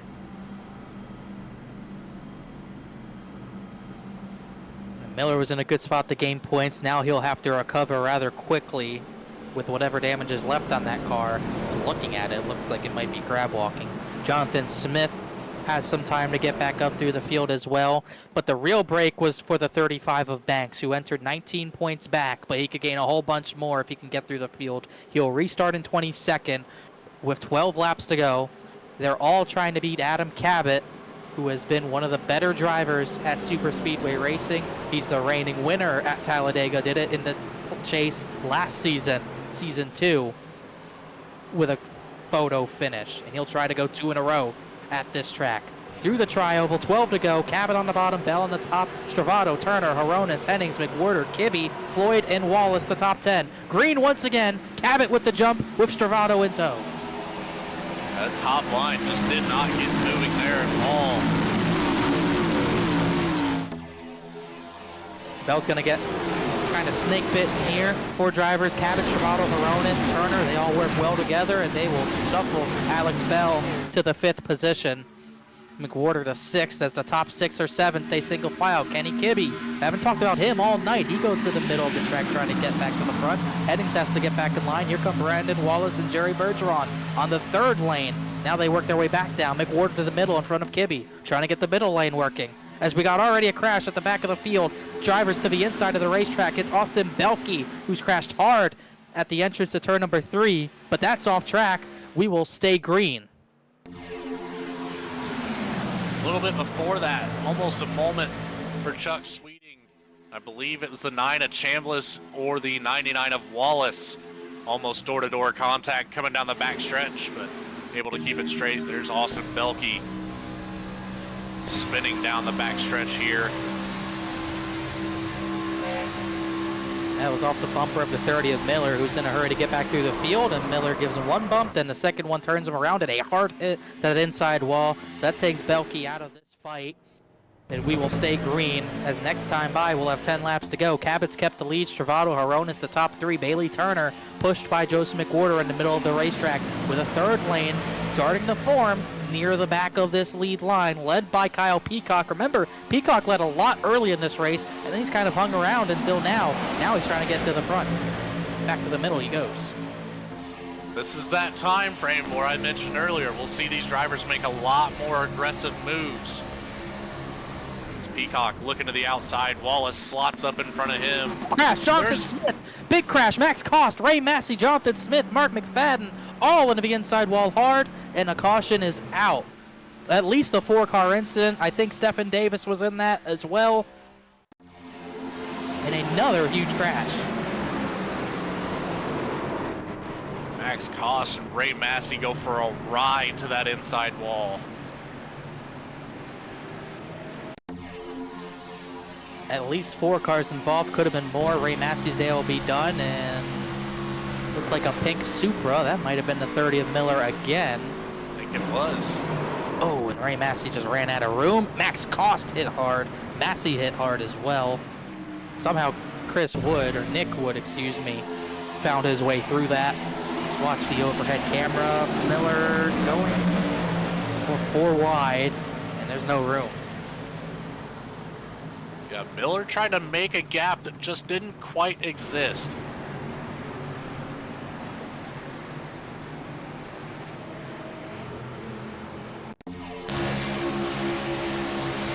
There's a gap there, but it closes up. 10 to go, 4 wide. It's definitely aggressive, and you got to get to the front late, but I can't imagine Miller's going to make many friends with that move.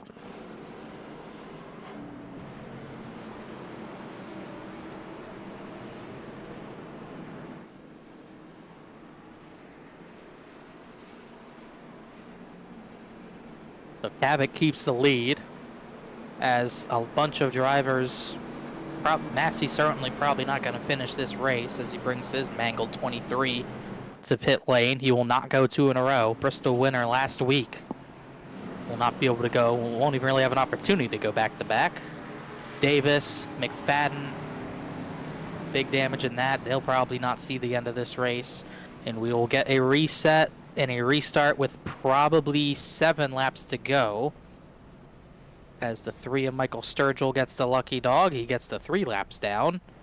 But Cabot, Stravato, Bell, Horonis, and Bailey Turner will be your top 5.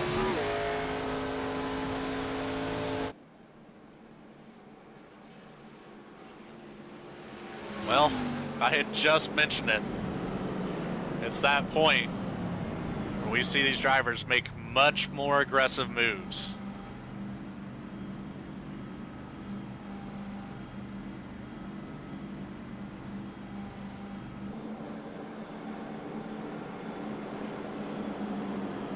We'll get the restart with 7 laps of racing to go.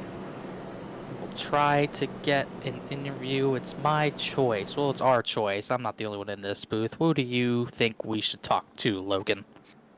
You know, I'm not too terribly sure at the moment. You know, I'd be interested to talk to Jeremy Miller, but he's in a position he really needs to focus. We probably shouldn't do that. We got Cabot, the race leader. Stravato's here as well. Horonis. Let's talk to Stravato. See what he's got in store to try to make his way up to the front before the end of this race. All right, AJ, you got a copy? Yep, got a copy. All right, well, you've hung around for this entire race. No scratches on the Camaro quite yet, but it's Talladega. Anything can happen. This is not a track like Road America where you get the crap beat out of you. But this has been a pretty solid race for you, and you found your way to second. What do you think your key is to try to get the race victory? I think it's really just how the restart goes and where we line up when we get 3x3 inevitably. Once you're 3x3 in this car, there's not really much you can do. So as long as we're in a decent position here, and honestly, if one of the teammates up here gets a win, I think it'd be a solid result and a good race.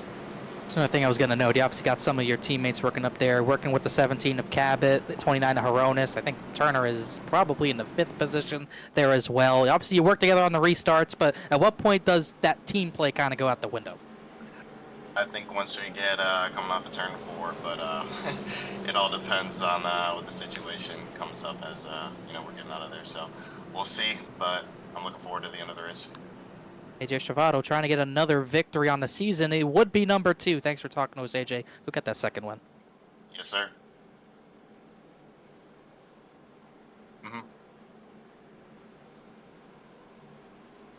Back to Hutton Motorsports he goes. Bradley trying his best to remember what drivers are on what teams. Usually that's my job, but it's not tonight.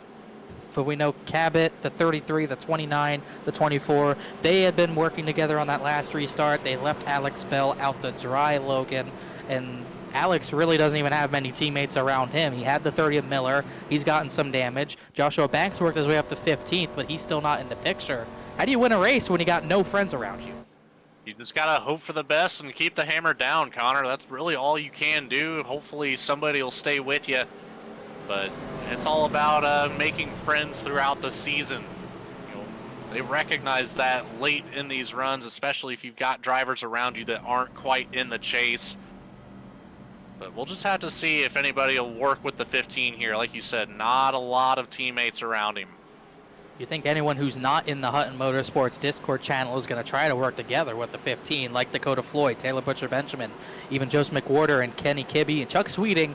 We only talked about him once tonight. This is the second time. He's worked his way up to 10th. Could he play spoiler tonight and get a victory?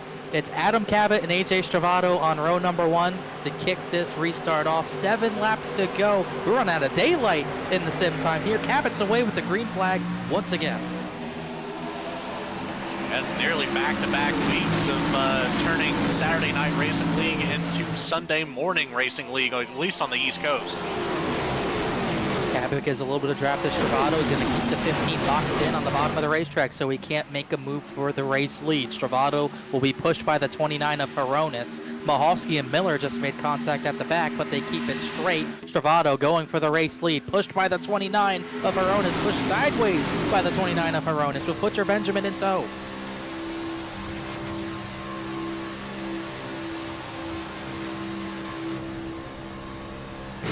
Run for the bottom of the racetrack, for the bottom line, I should say. Stravato did not get through the corner with help very well there, but you'll see them search back off turn number 4 with the run off the top side of the racetrack. Coming to 6 laps to go, pinching that bottom line, Bell to the apron, Turner to the apron. They keep it straight at the line. It's actually Stravato who leads the lap. If he could do that on the final lap, it would win him the race, but a long way to go as here comes some drivers trying to get a third line going, but it's just Jerry Bergeron and Benjamin Richards up there for the time being.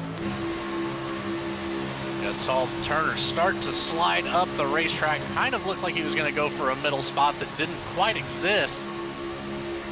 Big wiggle for both of our leaders, the 33 and the 17, off the front noses of the 29 and the 15. Oh, big move from Jeremy Miller to get to the top side there. He has not lost his aggression after that incident. Now back to the middle of the racetrack, just trying to find and go where they're not. We'll see if it works out. Back to the top side he goes as no change at the front. It's Stravato and Cabot leading them to 5 laps of racing to go. And no one else in the top 10 has really been moved. Bergeron cut sideways. Richards in the wall. Miller's in the 4-wide sucker hole now, but they keep it straight. How did they save those race cars? I don't know. I don't even know who caused it, but that was wild. Looked like the 30 of Miller got to the back bumper, the 56. 56 pushed into the 1 of Bergeron. That kind of unsettled things back there, but like you said, fantastic job keeping those race cars on the track. That could have been another big one. And somehow they keep it straight. They're trying to get the 4 to go. Do they make it there? I'm not quite sure. Chuck Sweeting looking at the 3rd lane, but there's just nothing up there quite yet. Bergeron and Miller dropping like rocks right now as that 2nd lane. Stravato kind of dropped off a little bit there. I thought Bell would go for it, but he couldn't quite make the move. 4 laps of racing to go. Here comes Josh Benz up the middle with a big move.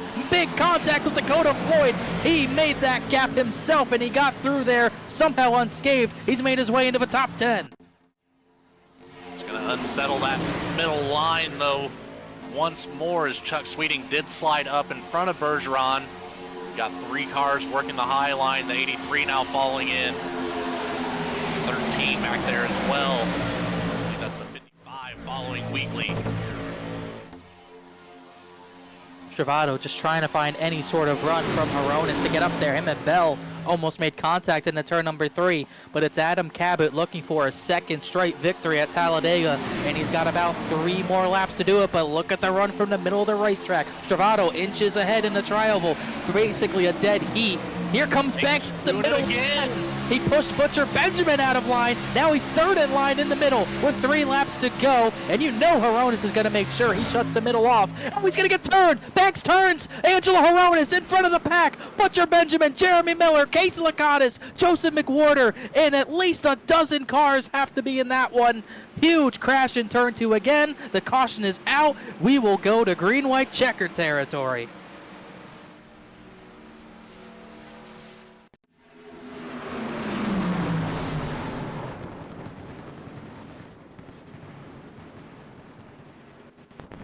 Man, there's just so much happening there. Another chase driver involved in something, but Banks gets out of it with a clean car. And Alex Bell got away with it. Hronis, Butcher Benjamin did not.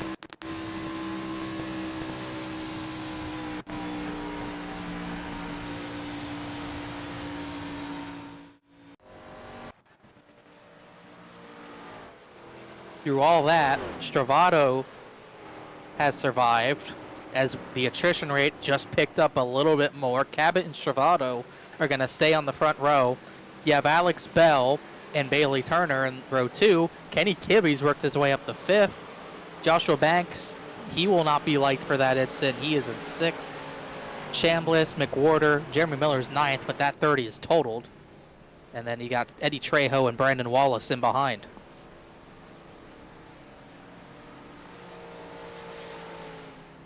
Well, green, white, checkered time. The words no one wants to hear on a super speedway. But we have at the most 3 opportunities to end under green.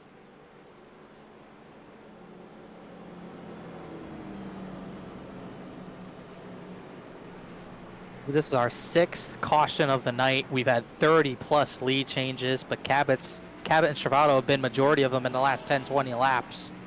As Miller brings it to pit lane. 2 to green this time by Adam Cabot, still in control, looking for a 2nd straight Talladega victory. We got to take a short break. Saturday Night Racing League, chase race number 3 from Talladega is just about ready to wrap up, and any one of these drivers on the lead lap can win it. Stay with us. We'll be right back.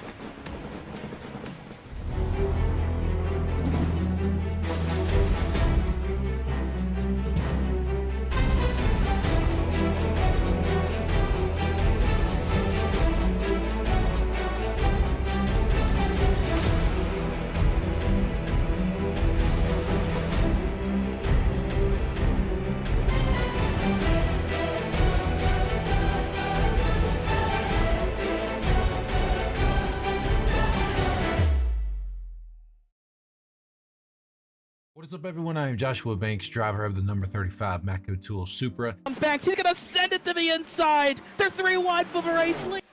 They're gonna Joshua Banks is gonna win it. Unbelievable. And also co-owner of M&J Distributors for the sponsor of Saturday Night Racing. So I just want to thank every single one of you for tuning into tonight's race. I hope you will put on a good show for you guys. I hope that you will enjoy it. So if you do, make sure you drop a thumbs up to VSPEED and subscribe to them, because they, as y'all know, if you haven't already, they put on some great broadcasts. So I'll make this short and sweet. The main reason for sponsoring Saturday Night Racing League is because I've been with these guys for a long time. I've raced with a lot of them. I've been through some rough times, some good times, and arguments and everything like that. But still, grand scheme of things, been through a lot of these guys, and I really do like where this league's going. I want to support it. They've given a lot to the league already, and I think, you know, I'm capable to support back. So that's what we're doing, and we want to keep this league free, you know, for people to join, to have a good time, come in and race and just have fun, you know, and that's what we're all about. So that's the main reason, and that's all I really have to say about it. So I hope you do enjoy the race, enjoy the season coming up. We are hopefully going to put on a great season for you guys. Also, make sure to check out my YouTube channel, Banksy the iRacer. Link will be in the description. Check out, and you can see my point of view, see what's happening on my end. If you want to watch it, it's completely fine. If not, no big deal. So come on over, hang out after the broadcast of this race, and hopefully we'll see you over there. If not, enjoy it, and I'll see you guys on track. Lap traffic out of the way. It's between these two. They're even for the white flag lap. This race still very undecided. Bradley had the lift. Big run for McWhorter. This is going to be his chance. They're running out of time, and they know it.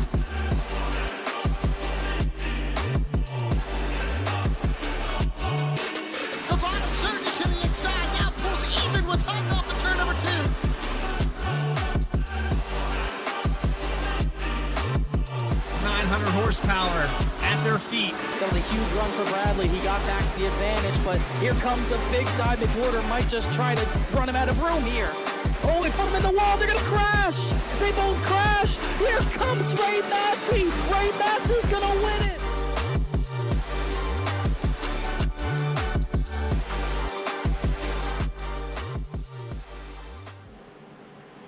We are running out of cars that could win this race. Around 22 drivers left on the lead lap, but it's been Adam Cabot in control for this last portion of the race. Our first green-white checkered attempt coming up after Joshua Banks turned Angelo Horonis in front of the field and collected at least half a dozen drivers. I didn't even note the polled EOL challenge tonight. That's what Adam Cabot took. I don't necessarily know how much money is in the pool, but that is why Cabot had the EOL, because he wanted to take that polled EOL challenge, and he is in prime position to get a little bit of money out of this race tonight. Would mean a lot more financially compared to the win he had in Season 2.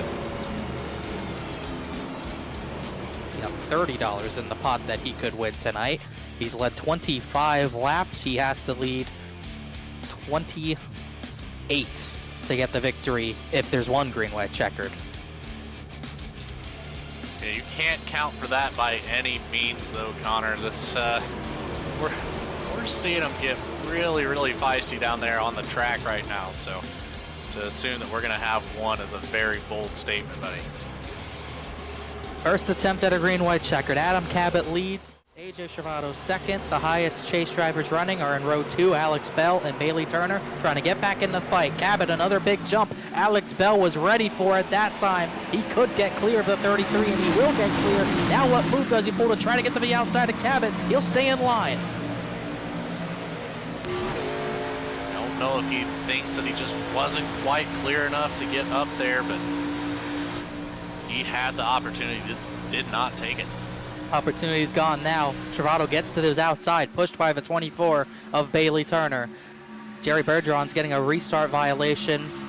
Never mind that, the battle's at the front of the field. Bergeron will have to serve a pass-through penalty, or at least an EOL penalty. Travado in the 17 side by side for the lead. I don't even know if there's enough cars for a third lane. We've ran out of drivers at the front of this pack. It's about 10 cars bunched up on one another. At the back of it, Eddie Trejo and Joseph McWhorter.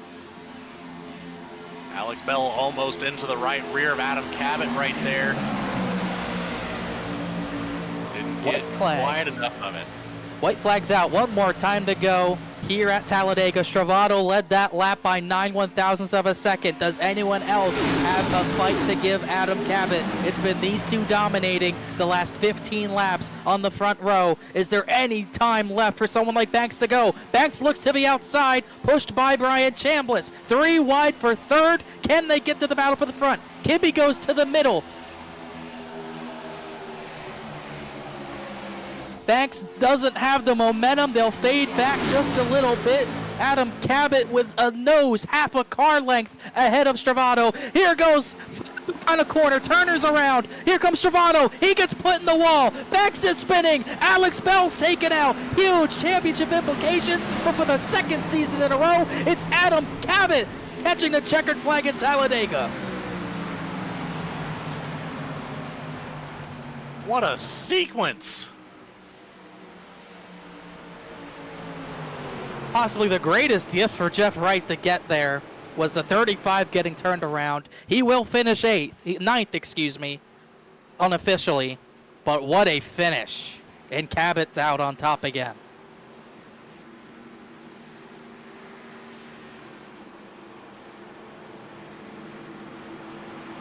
Connor, what do you say we go back and watch a replay of this, buddy? Watch all of this unfold. The first car that goes around is the 24 of Turner. Banks got to his outside. What turns Turner is the 84 and 99 get together. Then now Travado has to get up block Banks. He gets put in the wall because of the block. Then Chambliss turns the 35 into the 15. Chambliss got put in the wall. Bell went flying. Chuck Sweeting kind of shoved him off him there. But so many drivers caught up in that out of turn number 4. But at the front of the field, Bell getting spun really helped. Bailey Turner went through pit road. That could be a penalty. And Joshua Banks just recovered to get 9th just in time. And the 15 getting turned is kind of what won Adam Cabot that race. Travado just didn't have quite enough of a run to get to the 17. He tried, just not enough time, even with the start-finish line past the tri-oval. About a half a car length there for Cabot. That equates to 4/100ths of a second. And for the second season in a row, he'll be doing burnouts at the start-finish line. Adam Cabot, a non-chase driver, the victor, but he is $30 richer after completing the Clark Print Shop Pole to EOL Challenge. He got the pole. He started 42nd. He led 27 laps en route to victory. Post-race interviews coming up. just shortly with our top three. Adam Cabot the victor, but a wild race we have to unpack with our top three. Bryce Shoemaker finished third, by the way, but we'll get to all those interviews and the finishing results right after this quick break. Racing enthusiasts, are you ready to take your sim racing experience to the next level? Look no further because 29 Graphics has got you covered. Introducing 29 Graphics, the premier provider of high-quality sim racing wraps. Whether you're a professional racer or weekend warrior, our custom design wraps will make your car stand out from the competition. 29 Graphics is now the official graphics design partner of Saturday Night Racing League. It's a big dive. McWhorter might just try to run him out of room here. Oh, they put him in the wall. They're going to crash. They both crash. Contact 29 Graphics on their Discord or the link in the video description.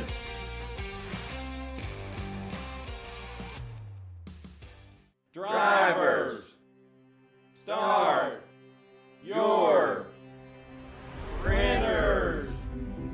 To keep pace with the ever-changing landscape of marketing and advertising, let Clark Print Shop help you spot the trends and keep you in front of the pack with all your color printing needs. From business cards to invitations, menus to mugs, we can print anything you need on paper or your choice of over 3,000 promotional items. Visit www.clarkprintshop.com to browse our online catalog and place your order today, or call us at 276-889-3426. For a limited time, use the code iRacing for 23% off your first purchase. The staff at Clark Print Shop looks forward to handling all your color printing needs. In the heartland of our country, something magical is happening. At Walkin' and Rollin' Costumes, we know the power of community, of hands coming together to create wonders. These costumes are symbols of love, compassion, and inclusion. Your hands can craft dreams. Join us at Walkin' and Rollin' Costumes build events and be a part of something extraordinary.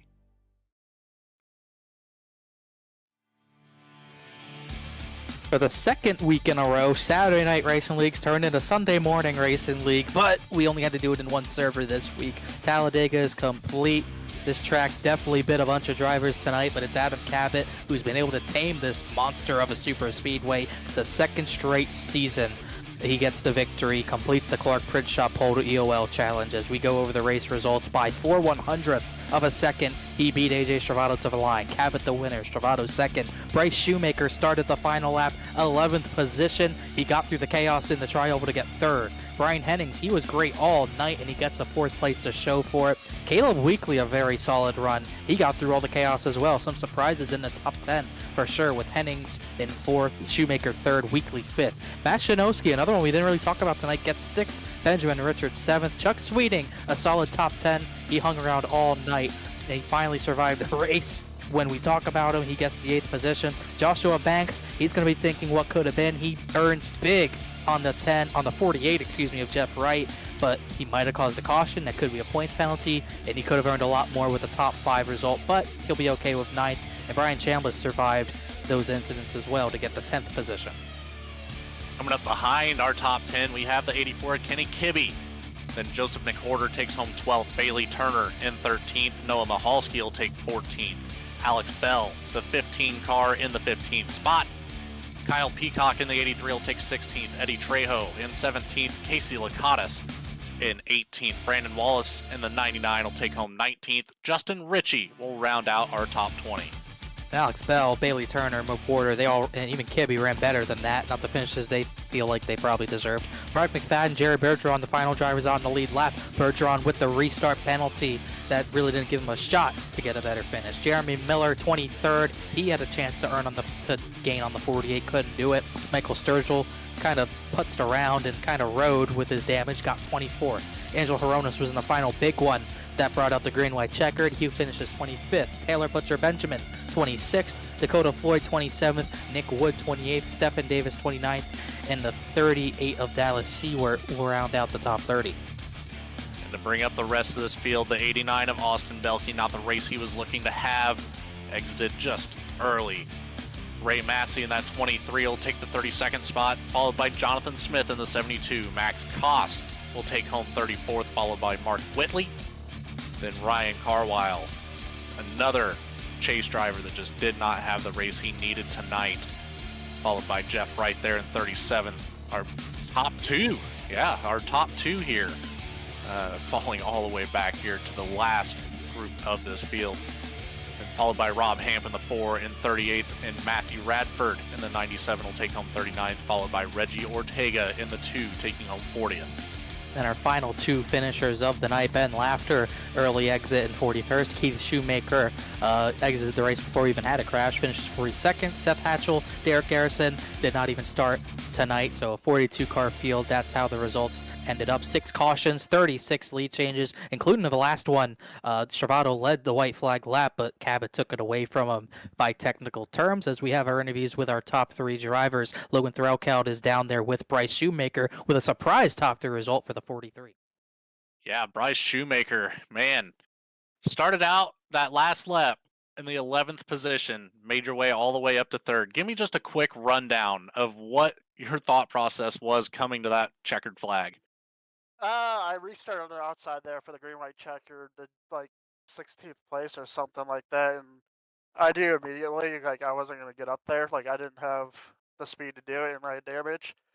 So it was just ride the inside line and pray that I could get through it. And I got through the first wreck coming out of turn 4, and I actually lost positions out of it. And then they all wrecked again coming through the middle of the tri-oval. And I kind of kept my foot in it, led the bottom, and then moved up. And I miraculously got 3rd out of that for a career best in SNR. So really excited about that. Absolutely. You know, kind of a confidence booster going into the last 2 races, and definitely helps out here to get a good finish, but obviously not in the points chase this year.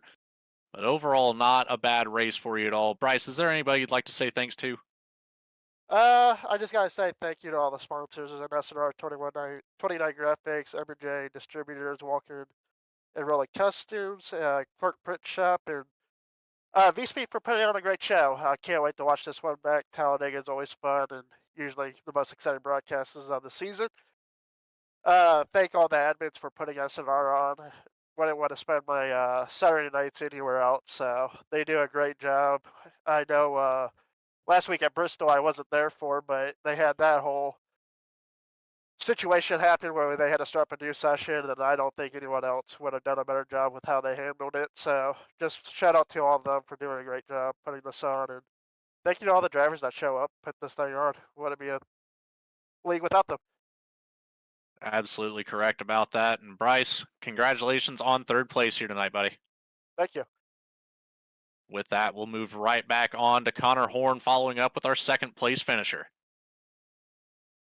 We got AJ Stravato in the booth for the 2nd time. AJ, it was almost as a winner for the 2nd time this season, but you just didn't get the run you needed at turn number 4. You tried to make the block on a 35, just didn't quite give you the run. What more did you need to get out of turn 4 with the run to beat the 17?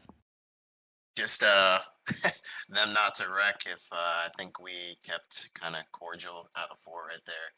I had a good shot. Bailey was doing a really good job of keeping me on Adam's door so he couldn't clear me. So we were able to get really good runs and good runs out of turn 4 and get to the start finish line and kind of take the lead at the finish line. So was hoping that would happen, but just kind of had to react to what was happening behind me. So I saw the 35 there. I put down a late, but it was a clean enough block. He hit me square and kind of chaos happened after that, but I was able to keep it straight enough to at least have a shot at Adam, but probably needed about 100 more yards. 100 more yards, that's all it comes down to, especially at these types of tracks. So close yet so far, but it's your 3rd top 5 of the season, so at least a congratulations on that. Actually, your 3rd top 3 of the season at that. Anyone you want to thank or shout out, it's also your 3rd 2nd place of the season in your 7 starts. Anyone you want to thank, shout out.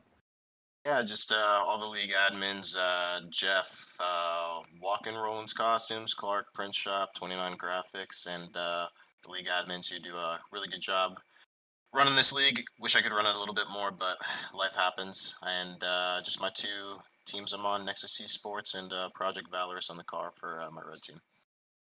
And by the way, it's your second place finish of the season. I miscounted there, but either way, a good run for you, AJ. Hopefully, we see you at least once in the last 2 races of the season. Thanks for talking to us, AJ. Good run, and we'll hopefully see you in at least 2 to 3 weeks' time.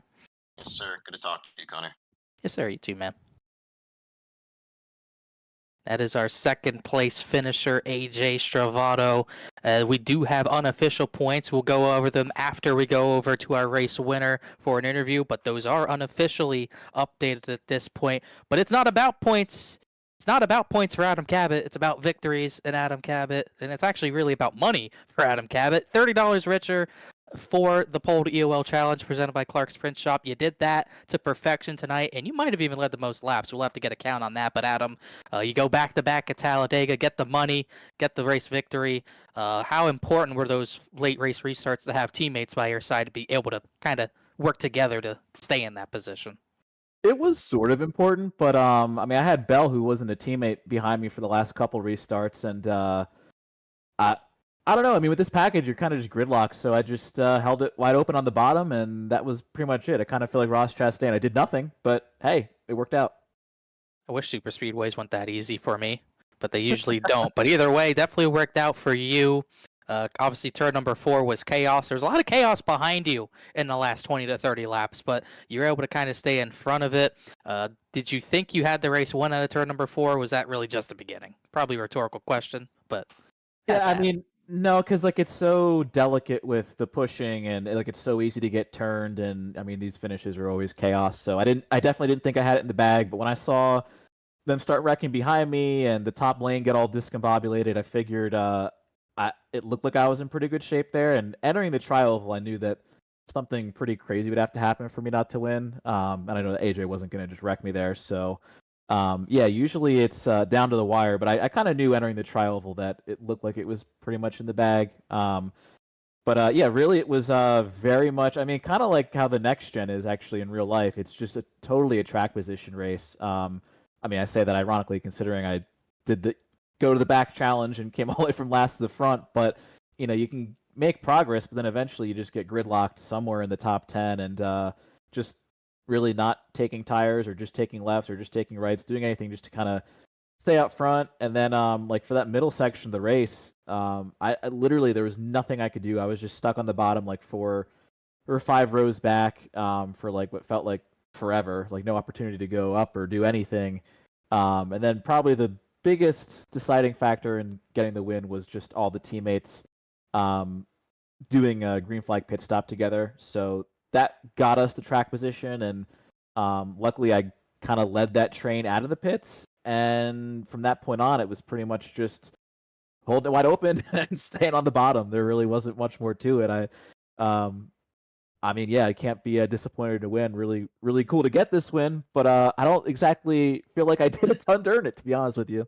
But yeah, we'll take it. That was a lot of fun. Appreciate Saturday Night Racing for you know, putting on these races, and Clark's Print Shop, pretty cool challenge to start from the back and come to the front. So cool to be able to win that $40. And I guess cool to keep I think I've won every season that I've done SNR. I've only done a couple races this year, but cool to keep that streak alive. That's a thing. But yeah, I guess we've got one more race left next week, and if I'm around, hopefully can run that and maybe win that too. I will confirm we are not racing on Thanksgiving weekend, but we do have 2 races left. New Hampshire in 2 weeks, and then another race, Las Vegas, in 3 weeks. So hopefully we see at least one of those 2 races. Your third start of a season, you get your first victory of the season. Anyone else you want to thank or shout out? No, I think I covered it all. We got the teammates. You know, fine, I'll give VSPEED a shout out. I didn't shout out VSPEED. So good. There you go. Good. I'm sure you guys did a great job in the booth. I'll look forward to go back and watching it. And Bradley won quick interview, so that short answer actually goes perfect for Bradley. But either way, third star of the season, came so close at Kansas, but didn't get it. You get it tonight at Talladega. 2 seasons in a row, you get the win at Dega. Congrats, Adam. Thanks for talking to us. Thanks, Connor. All right, that's just about going to wrap things up here. A few more things to go over. We do have some unofficial points to go over, but also we do have the, I believe, official bracket to go over as well. I don't know if we have the graphic for it, but by my count, we have Casey Lakatos, who is in to the next round towards New Hampshire. He beat Ray Massey tonight. And then Brandon Wallace was able to finish ahead of Dakota Floyd. So it'll be the top seed Lakatos versus the 20 seed the top seed Lakatos versus the 20 seed Brandon Wallace. That's a rhyme there. They'll go head-to-head at New Hampshire. And then, this is the Final Four, by the way. The Final Four on the bottom side, Mark McFadden beats Michael Sturgill. Sturgill had damage early. McFadden kind of got the win by default, so it'll be Mark McFadden facing off against Austin Belkey. He went up against Reggie Ortega. Ortega wrecked out early. Belkey wrecked out late. So the 89 advances the 6th seed versus the 15th seed. McFadden versus Belkey, Lakatos v. Wallace. So those will be fun to look at New Hampshire. And we also don't have a points graphic to look at, but the unofficial count, as I'm going to bring it up for myself so I can see it, the unofficial count after Talladega is this. New points leader with 2 races to go going into the Thanksgiving break, Joshua Banks. And he will have a 7-point gap over Joseph Eckwarder, who's trying to go back-to-back championships to become the first driver to do it in this league. But Jeff Wright still lurks 9 points back. Bailey Turner unofficially 11 points back. Brian Carwell now 15 back. Alex Bell and Jeremy Miller 18 points back. And then Taylor Butcher-Benjamin's 8th in points, 33 points back. So that is your points update. Those are unofficial. They'll be slightly altered, and we'll have official points in 2 weeks' time to give you pre-race at New Hampshire as we look forward to our final 2 races of the season at New Hampshire and Las Vegas. And remember, Bradley remembers, but Logan, last season, the championship flipped at Vegas. Now it's the finale, and the championship just flipped at Talladega with 2 kind of wild card tracks to boot. Vegas is a wild card on its own, and New Hampshire, just not a track we've gone to a lot, Logan. So final thoughts on tonight's race and your thoughts on how these final 2 weeks of the season are going to unfold. We came into this race tonight knowing there were going to be fireworks, and we got just that. You know, those cautions really just completely flipped the script for this playoff standings, and I have a feeling it's not going to change whenever we get back to it in 2 weeks at New Hampshire. It's going to be an all-out brawl at New Hampshire and Las Vegas. It is too close up here for the top 5 in the points for these drivers to not just give it everything that they possibly have. Just to keep it in simple terms, the top 7 in points separated by 18 points, so any one of those 7 still in the fight, but we have a little bit of a Thanksgiving break to get to. Happy holidays to all of you guys as we kick off the holiday season a little bit here. We'll be back in 2 weeks' time at the Magic Mile of New Hampshire. This has been Saturday Night Racing League presented by M&J Distributors and Matco Tools. This was a fun one, and we still got 2 more fun ones to go. A big thanks to Bradley Cooper. He's been production all night long. He's been in our ear all night long telling us things to say and whatnot. So thank you, Bradley, for the help tonight. Thank you, Logan, for your help tonight. It's been a blast. This is one of the best broadcasts of the season, in my opinion. You guys got to subscribe on YouTube and really everywhere that VSPEED broadcasts. You guys got to follow us because we are pumping out all these races nonstop. But for myself, got Bradley Cooper, Logan Threlkeld, everyone who helps VSPEED. Alec Martinez is one of those as well. Obviously, Adam Baker, a big part of this as well. I'm Connor Horn, signing off once again. We got 2 races to go, and it should be a fun one. Congratulations to Adam Cabot, your race winner tonight from Talladega.